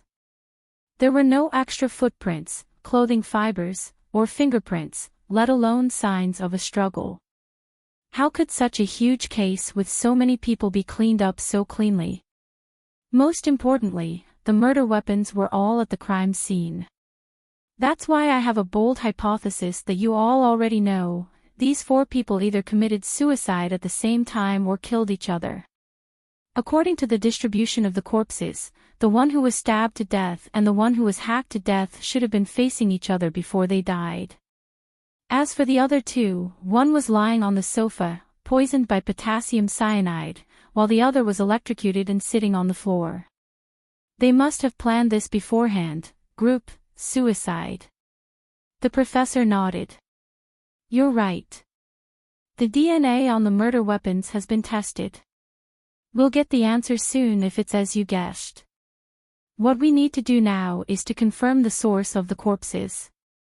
Why would 17 or 18-year-old kids commit suicide together? Of course, the rest was up to Tang Yan. So, Tang Yan took off his gloves and left the autopsy room. Feng Shanshan could not help but sigh. They're at such a good age, but they chose such an extreme way to end their lives. What kind of things did they go through to give them the courage to die? Who knows? Nowadays, young people's psychological endurance and ability to resist pressure are really far inferior to their predecessors. No matter what, if you have something unhappy in your heart, you must release it in time, especially you, Shanshan. I remember that you and Tang Yan are neighbors. If you have anything that you can't get over, remember to look for Tang Yan. That kid is also good at psychological counseling. Feng Shanshan was stunned. She could not help but snort coldly in her heart. I'm afraid you don't know your nephew at all. All right, that's all for now. Hurry up and change. Then, Mu Chi-Chi and Feng Shanshan went to the changing room. At this time, Mu Chi-Chi smiled at Feng Shanshan. Haven't you told anyone about you and Captain Tang? With his personality, he's always on the front line. Even 10 bulls can't hold him back. What's the point of telling others? Feng Shanshan asked. I wouldn't be surprised if he suddenly disappears one day. What can I do? I can only smile at life. You're not sad. Don't forget about Dai Shi. Who didn't even sleep for Captain Tang. Don't mention it. I'm still angry.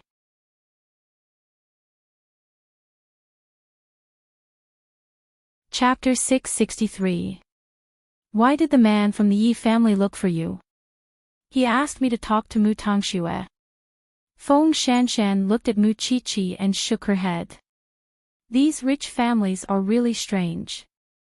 The Xing family is like that, and so is the Yi family. Are these people unable to live the life of the rich? They have nothing to do every day and they don't contribute anything to society. And they're always looking for trouble. If you ask me, who should I ask? Mu Chi-Chi rolled her eyes. I don't care about the matter between the Yi family and Mu Tangxue. To put it bluntly, it's just a dog-eat-dog plot. But I'm going to Mu Tangshue's engagement next week. Since there's a good show, of course I'm willing to go.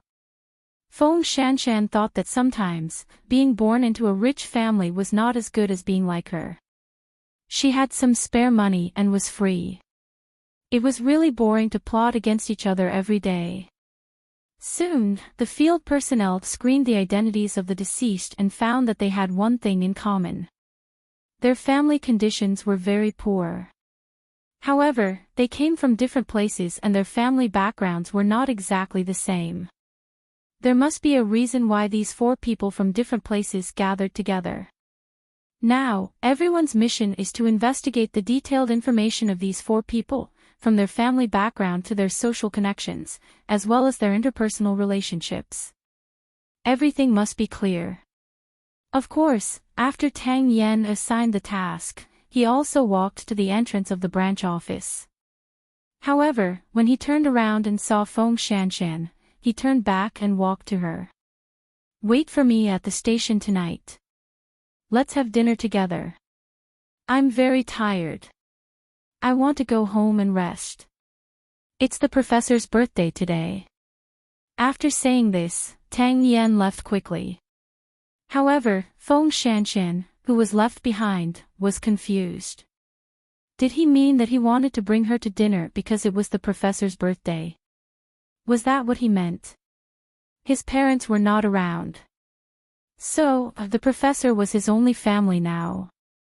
Since he wanted to bring her to dinner, did that mean that she was meeting his parents? But, why should she meet his parents? Should she meet him just because he said so? In fact, Tang Yan was outside the autopsy room just now. He heard the conversation between the 2 girls, especially Feng Shanshan's words. If he suddenly disappears one day, I won't be surprised at all. He knew that he couldn't give people a sense of security, and he also knew that Feng Shanshan's elegance was all an act. However, he would not simply disappear. At least, after meeting Feng Shanshan, he cherished his life more than before. Mu Chi-Chi saw Feng Shanshan standing awkwardly at the door of the laboratory and leaned on her shoulder. Since he's taking you to meet his parents, it means that Captain Tang is very serious about you. What are you still worried about? I just feel that it's too sudden. This doesn't match Tang Yan's style of doing things. It makes me very uneasy. Most importantly, although the 2 of them slept together, she did not know Tang Yan at all. Everything she knew about him came from piecing together all sorts of information. Especially from the professor. She didn't even know him, but she wanted to meet his parents. She couldn't do it. Looking at you, you don't seem too willing. Feng Shanshan didn't say anything. She was really unwilling. At least, before Tang Yan told her about the past, she didn't want to be fixed. Therefore, when Tang Yan returned to the police station in the evening, he did not see Feng Shanshan. What are you looking for? The professor saw his outstanding expression and quickly asked. Where's Feng Shanshan? This girl is tired. She went home, the professor said. According to the usual practice, shouldn't you have dinner with me tonight? I want to have dinner with you, but now, there's one less person. Let's go to my house. I know Aunt is still abroad and can't accompany you for your birthday. Okay, wait for me to change. Actually, the professor really wanted to persuade Tang Yan to move out of this graveyard because he didn't want his ex-girlfriend's matter to affect Tang Yan's life. However, when the off-road vehicle arrived at the entrance of the courtyard, the professor was surprised. Your place, my place has been sealed now. It's just a studio now, but I rarely go in. Then where do you live? Tang Yan pointed at the light next door. There was a garden in the courtyard, and there were reclining chairs on the lawn. The professor followed behind Tang Yan in confusion. He took out the key and opened the door. Then, everyone was stunned at the same time. In the living room, Feng Shanshan was sitting on the sofa eating snacks. In fact, her brain was still stuck. You guys, we're living together, Tang Yan explained to the professor. Then, he turned to Feng Shanshan and said, Shanshan, make some tea. Feng Shanshan was stunned for a moment and quickly gave up her seat. She didn't expect Tang Yan to bring the professor to his house when she ran away from the police station. Speaking of which, she was really angry. Did she agree to it? When did this happen? The professor still couldn't suppress his surprised expression. It's been a while. I just didn't tell you, Tang Yan said directly. No wonder she was so nervous when you were injured. She wanted to help you teach Dai Shi a lesson when you were sent to the front line. The professor suddenly understood. You two kids usually don't say anything. Since you're together, then so be it. Why can't you talk about it? This is a good thing. It's not convenient in the police station. We still have to do business. Feng Shanshan listened to their conversation. She made some tea in the kitchen and brought it to them. Well, I know it's the professor's birthday today. Sit down first. I'll make a few dishes. You can talk while you eat. I didn't know that you're good at cooking, little girl. The professor laughed. I just know some home-cooked dishes. Feng Shanshan quickly left after saying that. Since you're already with the little girl, you should let go of the things that happened in the past. You don't have to work so hard in everything. If you get hurt like last time, who would be able to bear it? This little girl is also alone. She has no one to rely on. Don't let her worry about you every day when she just got a lover.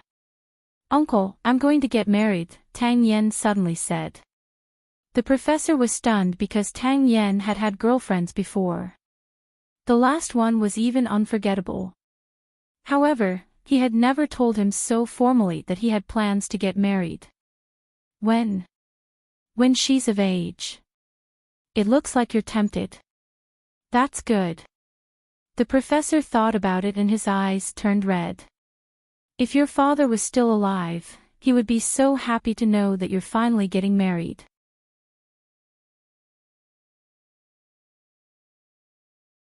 Chapter 664. If you really have the determination to protect her, don't be like before, risking your life for the sake of investigating cases. Make more friends and don't be so lonely. With your ability, if it weren't for your quiet personality, you wouldn't have been a mere captain a long time ago, and you wouldn't be a third-level superintendent. Tang Yan, remember, protecting the country is a responsibility, and protecting the family is also a responsibility. If you can't even protect your wife, how can the people of the country put their lives in your hands? Think about it yourself. While Feng Shanshan was cooking, the uncle and nephew chatted in the living room. Soon, Feng Shanshan brought the food to the table. They're all very home-cooked dishes. Don't mind them, Professor. I'm lucky to be able to eat the dishes cooked by my niece-in-law. I thought I would never see this kid have a girlfriend again in my life. The professor picked up his chopsticks happily and tasted every dish. Feng Shanshan looked at Tang Yan and did not say anything. After the professor left, she would settle the score. Looks like I'll have to come here more often in the future. The professor ate very happily. He stayed in Feng Shanshan and Tang Yan's house until late at night before leaving in satisfaction. This was probably the happiest birthday he had in recent years because he finally had an answer to Tang Yan's father. However, the moment the professor left, Feng Shanshan started to make things difficult for Tang Yan. Did you get my permission to bring the professor back just like that? I thought you would be very happy with our relationship. Feng Shanshan crossed her arms and turned to look at Tang Yan. Which eye of yours sees that I'm happy? Tang Yan did not say anything. He turned around and was about to return to the bedroom. However, Feng Shanshan felt a sense of guilt, as if she had bullied her little wife. So, she stopped Tang Yan. When are you going to tell me about your past? I don't mind that you have countless girlfriends. I just want to know what you've been through in the past. I don't want to be forced to accept it when things happen. Tang Yan, you're willing to let me see the professor, but you're not willing to tell me about your past. Tang Yan looked up and stared into Feng Shanshan's eyes. He sighed. Sit down. When Feng Shanshan heard that Tang Yan seemed to have compromised, she quickly went around to the sofa and sat down. Let me say this first. If you feel uncomfortable after listening to me, you can't break up with me. Tang Yan also sat on the sofa. He placed his hands on his thighs and interlaced his fingers. I've been living alone since I was 10, so I became very antisocial and liked to get into fights. When I was 15 or 16, I got into a fight outside and was sent to the juvenile detention center. I was locked up for 8 months. It was also in the juvenile detention center that I became enemies with a very famous gangster. He swore that once he got out, he would kill me for revenge. So, as soon as I left the juvenile detention center, my uncle forced me to go to the police academy because it was safer there. I got into the police academy, but I still couldn't control my temper. I got into a fight with a colleague and got a major demerit. I was almost fired. It was the gangster who threatened me who changed my life. He stabbed me and I was hospitalized for 3 months. From then on, I kept my temper in check. Because I was good in all aspects, I was chosen to be an undercover agent. It was a drug gang, and it was a gang with a lot of gunpowder. I spent a year to gain the trust of the boss and followed him as his second-in-command. Later, I released important information and cooperated with my colleagues in the police force. Finally, we destroyed the gang, but my identity was also leaked. In the first few years, my enemies were hunting me. I hid everywhere and often went to the front line to help with some important cases. It was only when my enemies were caught one after another that I finally had peace. But perhaps it's because I'm used to this uniform, this job, and I've seen the great good and the great evil in the world. That's why I'm on the front lines. Because I've seen the various methods of those criminals, I think that people like me are born to deal with those vicious people, because I feel that I'm actually the same kind of person as them. Women, I don't avoid my casual side at all. Since I was a teenager, I have never stopped being with them. But I don't play games with relationships, so most of the time, I end on good terms. What about the previous one? Feng Shanshan felt that she did not mind that Tang Yan had never stopped being with her, but she cared about his previous one. Because in her subconscious, she felt that this previous one was the person who had the greatest influence on Tang Yen. Especially after the previous one passed away, he did not look for a woman for 2 to 3 years. The previous one was a university student who did research. She said that she liked the male hormones I exuded, so she chased after me for 8 months. I agreed, but I did not have extra time to accompany her, so she complained more and became more and more dissatisfied. We did not spend a long time together. The real time we spent together was less than a month. Because I always disappeared for a few days, she could not stand it anymore and had an affair with another man. After I found out, we broke up peacefully. But later, she came back to find me. Because she was seriously ill, I kept her by my side to fulfill my duty. In the end, I sent her away and found a grave to erect a tombstone for her. After that, I met you. Is she a special existence to you? Tang Yen shook his head. She's the same as before. There's no difference. Then why was there 2 years between you? Or should I say, am I also one of them? Feng Shanshan, when you've been locked in a small dark room for a month, thrown into the mountains for 3 months without any help, and fought with drug dealers every day, you'll know that as a spy, your heart must be hardened. I admit that perhaps the way I look at women is no different from how I look at other things, because I feel that only life is precious in this world. But you jumped out of the stereotype of a woman and injected a few drops of fresh blood into my already dead heart. After hearing this, Feng Shanshan was very touched. She moved her throat. Mu Chi is also very special. But I am not interested in other people's things. Most importantly, I see the shadow of my past in you.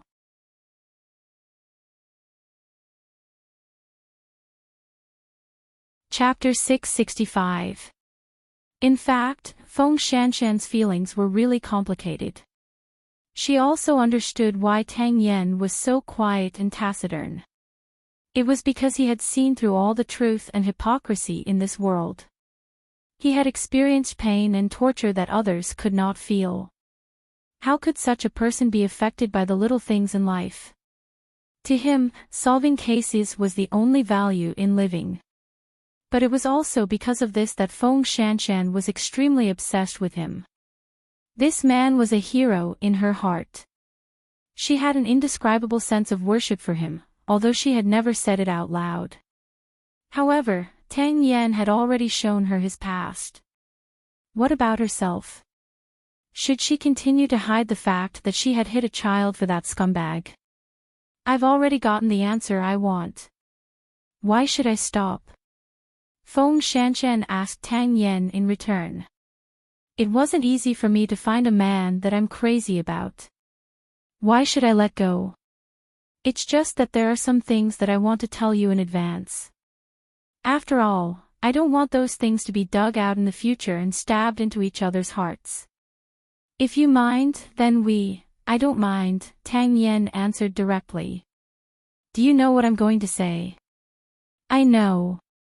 Tang Yen summarized it with 3 words and placed his gaze on Feng Shanshan's abdomen. His meaning was self-evident. Feng Shanshan was stunned. She did not expect him to even know this. Do you really not mind, or are you pretending? Do you still want to talk about it in the future? After hearing Feng Shanshan's words, Tang Ye took off his shirt and revealed the scars on his body. Do you think I care about my body that much? Feng Shanshan did not say anything. After a long while, she smiled and said, then let's get along like this. I don't ask for a romantic life. I just want you to be alive. I don't need you to take care of me. I just want you to be by my side. You do your job as a criminal police officer, and I'll do my job as a forensic doctor. There's only one thing. If we can have a child in the future, I hope that you can be by my side when I give birth. Do you understand? Tang Yan did not just understand. Long-term training had made his hearing very good. However, if he used words to answer at this moment, it would seem a little too shallow. So, Tang Yan carried Feng Shanshan from the sofa and walked quickly to the bedroom. Once he made up his mind, he would not change it. Even if he died, he would not let go. The next day, the mass suicide of the four youths attracted a lot of attention from the outside world, and all kinds of discussions followed. Some said that they had been brainwashed, some said that they had encountered evil spirits, and there were all kinds of rumors in the streets. The police were currently conducting an investigation, but the chief requested that the case be closed as a suicide as soon as possible. After all, they could not make the public panic. Since it wasn't a homicide, there was no need for the Special Investigation Unit to take action. The police in the district could handle it. Tang Yan was ordered to hand over the case, and he had to obey the order. So, the case was soon taken over by someone. The people in the police station instantly became idle. Although everyone wanted to know why these young people would make such an extreme choice, it was impossible for them to do so. He had never thought that there would be a follow-up to this matter. Soon, it was time for Mu Tangxue and Yi Jingqing's engagement. The rich circles were also talking about Mu Qiqi and Mu Tangxue. The sisters had been entangled for some time, but in the end, they had each married off to a rich family. Still, would Mu Qiqi attend Mu Tangxue's engagement ceremony? There was no doubt that Mu Qiqi would go. After all, she still wanted to watch the drama between Mu Tangxue and Yi Jingqing. The two of them had left such a huge shadow in her childhood. Now that it was a dog-eat-dog time, how could she not go and watch the drama? However, Mu Qiqi knew very well that the reason Mu Tangxue took such a dangerous step was to take revenge for Mr. Liu. But even if the news of her engagement was spread everywhere, Mr. Liu would not show any concern for her. That morning, Mu Qiqi got up to take care of herself. She saw the man behind her putting on his shirt. She immediately walked over and helped him tidy his shirt. Is Mr. Liu getting used to Zhongting? I think so, Xing Xiao replied calmly. He is quite calm. He seems to be having a good time. Although you don't want to admit it, you are still feeling sorry for Mu Tangxue. Xing Xiao lifted her chin and looked into her eyes. Even if Mu Tangxue is so hateful and deserves to die. If it's someone else, I will be the same even if it's not Mu Tangxue, said Mu Qiqi. Can you come home early in the morning and pick me up? Since you are going to watch the drama, you should go to the wedding earlier. 10:00 sharp. Xing Xiao pinched the bridge of Mu Qiqi's nose and walked out of their bedroom. Mu Qiqi watched Xing Xiao leave. She hoped that the drama today would be more exciting than the investigation. Otherwise, it would be a waste of her precious time. It was 9:00 in the morning. The guests of the Yi family had started to appear on the lawn of Xingye Hotel. After all, it was the engagement day of young Master Yi and Mu Tangxue. But Yi Jingqing's parents did not come out to welcome the guests. They were still sulking at home. Yi Jingqing was wearing a blue suit. When he went downstairs, he looked at his parents. Dad, Mom, it's my engagement today. Can you give me some face? Mama Yi snorted. Papa Yi did not want to go out and embarrass himself. He waved his hand. You go alone. We won't go. How can I not go? Yi Jingqing's voice had a hint of danger. If you don't go, I will mess around with Yi Holdings. How dare you? I've given all my shares to Mu Tangxue. What do you think I won't dare to do? Yi Jingqing's parents were threatened by their own son, but they could do nothing about it. They could only say, you go first. We'll go and change our clothes. Hurry up.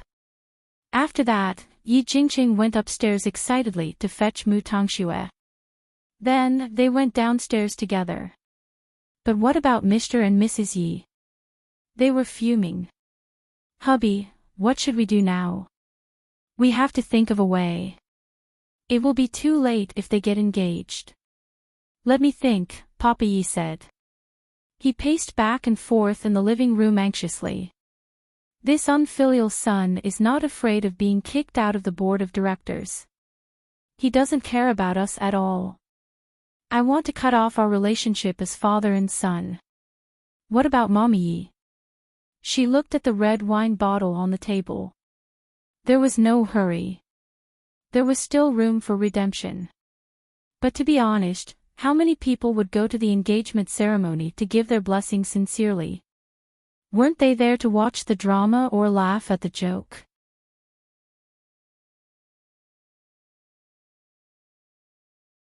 Chapter 666. Papa Yi and Mama Yi went to their son's engagement party in ordinary attire. Mama Yi was even dressed in a solemn black outfit. It was not an exaggeration to say that she was going to attend a funeral. There was not the slightest hint of joy on the faces of the two old men.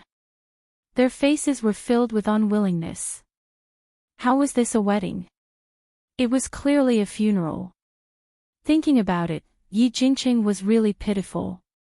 In this engagement banquet, other than him, the other three people probably had their own thoughts in mind. But soon, the huge lawn of the hotel was filled with guests. What surprised Yi Jingqing even more was that Mu Qiqi and Xing Xiao really came. Xing Xiao was wearing a brown coat with a gray suit underneath. He still looked like a dignified CEO. Holding Mu Qiqi, who was also wearing a beige coat, they walked to Yi Jingqing. I didn't expect Chief Xing to come. It's really an honor for Yi Holdings. Zhongting was a military enterprise. The power behind it was mysterious and shocking. In the past year, Xing Xiao had quickly built this huge kingdom in Jianchuan with the most ruthless methods. So, it was indisputable that he was the youngest tycoon in Jianchuan. Yi Jingqing thought that Xing Xiao was disdainful. At least, to Zhongting, Yi Holdings was just an egg that would break with a light touch. My wife wants to watch the show. I have to satisfy her curiosity. Xing Xiao's answer was quite wicked. There was a hint of mockery and danger in his eyes. Yi Jingqing chuckled and said calmly, Chief Xing, please. I will let you have a feast for your eyes later. Mu Qiqi held Xing Xiao's arm and looked up at Yi Jingqing. At this moment, Yi Jingqing was beaming with joy. She wondered how Mu Tongxue would make him pay later. Let's go. Xing Xiao brought Mu Qiqi into the hotel. But Mu Qiqi thought of how he described her just now. How did I become your wife? If you are not my wife, who is? Xing Xiao smiled. It was obvious that he was in a good mood. Mu Tongxue was dressing up in the bride's lounge upstairs. It was not her turn yet, so she let the makeup artist skillfully apply makeup on her face. She was going to be the most beautiful bride for Yi Jingqing later. In the past, she had imagined countless times in her mind that if she was lucky enough to marry Mr. Liu, she would look very beautiful in this white dress. But now, she was going to marry her enemy. Miss Mu, raise your head a little. We're going to wear the crown. There's no need to go through all that trouble. This is fine, Mu Tongxue said flatly. The makeup artist looked at the accessory in her hand and finally nodded. Okay, I'll put the crown away. Soon, a waiter brought warm water to the guests in the lounge and a glass for Mu Tongxue. Mu Tongxue looked at the colorless, odorless, transparent liquid, and her lips curled into a faint sneer. You guys go out first. Let me calm down for a while. Alright, we'll come in and call you when the ceremony is about to begin. After they left, the lounge suddenly became quiet. Mu Tongxue sat in front of the mirror and suddenly felt that the person in the mirror was so strange that she almost couldn't recognize him. A good show was about to begin. Soon, the ceremony was about to begin. Yi Jingqing looked at his wristwatch and walked to the bride's lounge. But at this moment, Yi Jingqing suddenly heard moaning coming from the room. He frowned and opened the door to the lounge, only to find his bride, Mu Tongxue, making love on the bed with a waiter from the hotel. Mu Tongxue. Mu Tongxue suddenly woke up. She grabbed the blanket and covered her body. But the red stain on the bed made Yi Jingqing's eyes turn scarlet. The waiter was probably frightened by Yi Jingqing's anger, so he hugged his clothes and crawled away. At this time, Yi Jingqing went forward and grabbed Mu Tangshua's wrist. Did you do it on purpose? Must you stab me in the heart with a dull knife? I don't know anything. I was delirious just now. I became like this after drinking that glass of warm water. Mu Tongxue tried her best to explain. I'm telling the truth. Yi Jingqing's eyes were red. He turned to look at the glass of warm water on the dresser. I'll ask someone to come in and clean it up for you. No matter what, we have to get engaged first. Yi Jingqing didn't have time to think about her. He walked out of the lounge and asked the makeup artist and the others to go in again. Not only that, he walked to the lawn with a murderous look and dragged Mama Yi to a secret place. Mother, I want to ask you a question. You must answer me truthfully. What now?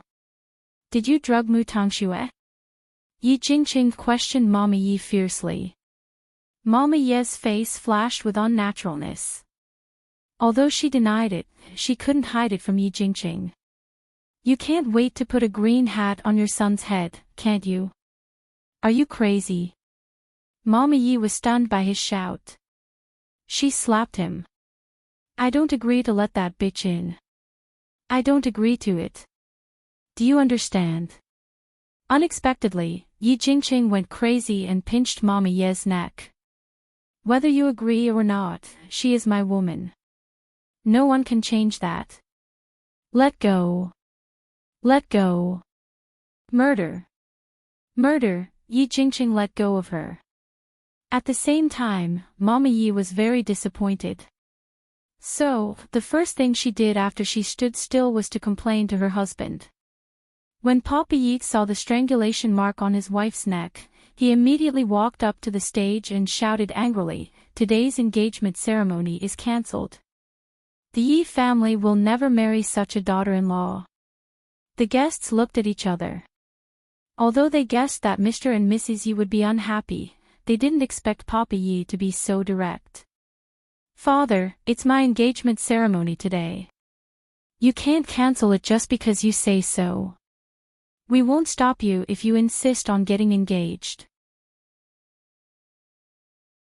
But Yi Jingqing, let me tell you, I, Yi Fengtao, don't have a son like you anymore. I want to cut off our relationship as father and son. Yi Jingqing raised his chin. He was not afraid at all. This completely infuriated Mama Yi. Shameless thing. I'll pretend that I've never given birth to an unfilial son like you. You can live with that bitch till your hair turns white. After that, Mr. and Mrs. Yi wanted to leave the engagement ceremony. This caused everyone to be unable to understand.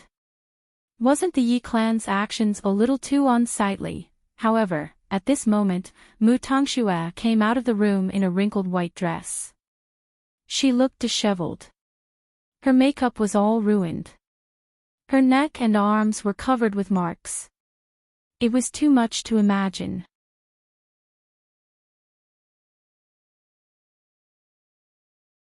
Chapter 667.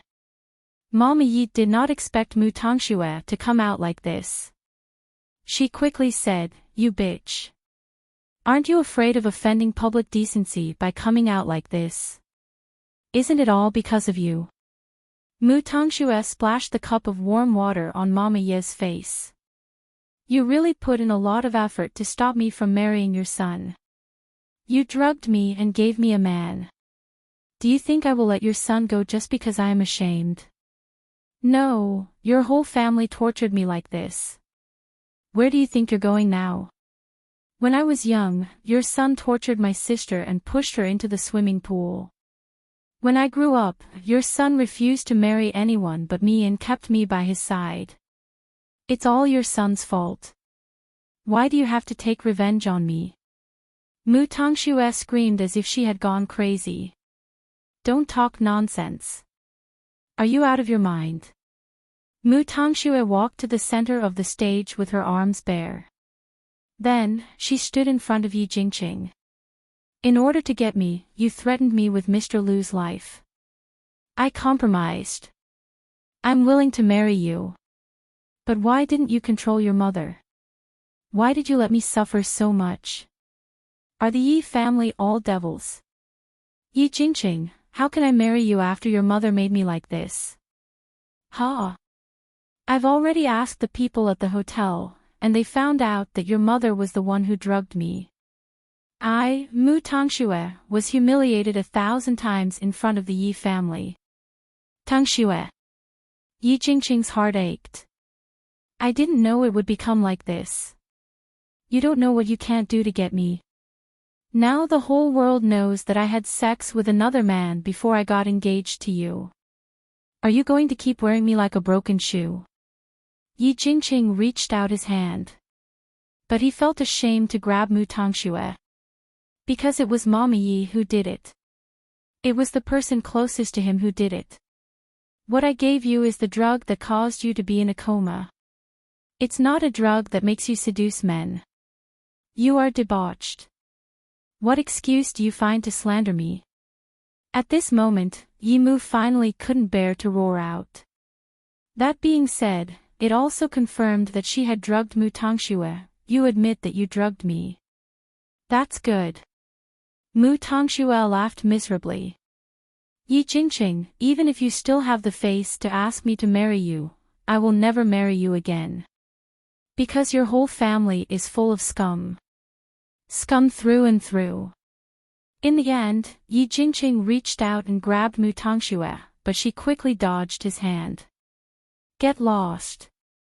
A mother-in-law set up her daughter-in-law to sleep with someone else on the day of her engagement. If this gets out, your family will be the laughing stock for the rest of your life. Tongxue, I know. You still won't let me go, but it's fine. I know very well that you'll only let me go if I die in front of you, right? With that, Mu Tongxue crashed into the stone pillar of the ceremonial platform. The MC was shocked and quickly hugged Mu Tongxue. Don't do anything stupid. Mu Tongxue sat on the ground and cried, her heart breaking. When Yi Jingqing saw Mu Tongxue breaking down like this, the last line of defense in his heart was finally broken. I don't want to marry you. I don't want to. Mu Qiqi stood below the stage. Her expression was very calm from the beginning to the end. She still thought that Mu Tongxue acted well, but she was not smart enough. Although this method humiliated the Yi family, it also hurt herself. Wasn't it not worth it to use her innocence to punish Yi Jingqing? However, she seemed to understand Mu Tongxue's grievances. Her current actions showed that she had given up on herself. On the stage, Yi Jingqing couldn't help but take 2 steps back. After such a long dream, he finally woke up. So, he walked up to Mr. and Mrs. Yi and told them, you won't have a son anymore. In this lifetime. Then, he left the hotel, abandoned everything behind him, and drove his sports car as fast as he could on the road. Although Mr. and Mrs. Yi hated Mu Tongxue, they felt that it was more important to pursue their son now. So, they ignored the guests and chased after her. The guests left one after another. At this time, Mu Qiqi walked up to Mu Tongxue, took off her beige coat and put it on her. You did it on purpose. It's not over yet. Mu Tongxue looked at Mu Qiqi and smiled. Sister, do you know? We've been fighting for so long, but today is the happiest day for me. Because I did something that I wanted to do, instead of following in your footsteps and being your shadow. Mommy Yi is an idiot. She thought I didn't know what she was going to do. But she didn't expect that even if she didn't drug him today, I would still do it and slander her. Let me tell you a secret. Yi Jingqing's car was tampered with. Even if he doesn't die today, when he realizes that it was all my plan, do you think he will feel like 1,000 arrows piercing his heart? This is the price he has to pay for touching Mr. Liu. At this moment, Mu Tongxue did not look like she was in pain. She only looked happy. She had sacrificed everything for Mr. Liu. Sister, arrest me. I should have gone in earlier to atone for Grandma and Mommy. If there's a next life, I will learn from you and be a good person. At least, when I fall in love with someone, I won't have to lie to hide my filth anymore. Mu Qiqi did not say anything. Giving her a coat was already the most benevolent thing she could do. As for whether Mu Tongxue was guilty or not, it was not within her jurisdiction as a forensic assistant. On the road in Jianchuan, a blue Lamborghini was speeding on the road. The traffic police tried to stop it, but it was too late. Yi Jingqing hit the guardrail and the car flipped over. When Mama Yeats saw it, she fainted. But the miracle was that Yi Jingqing was not dead at all. He could not die. After all, he had to live to hear the truth. Mu Qiqi did not like such a bloody ending. At least, she did not need to pay for what she had suffered when she was young with a human life. After all, she knew how precious life was. It was good that Yi Jingqing was not dead. Just as Mu Tongxue said, she was looking forward to Yi Jingqing's expression when he found out about this.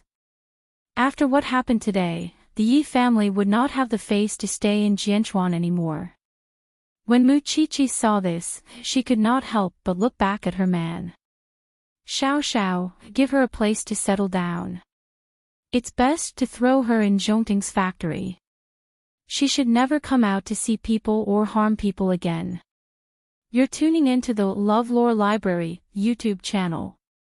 We're so grateful for your support, and don't forget to subscribe to join us on this incredible journey through captivating stories. Your generosity through donations truly makes a world of difference, as it's the primary source of revenue that allows me to expand and enhance this channel for you. Thank you from the bottom of my heart for being a part of this adventure.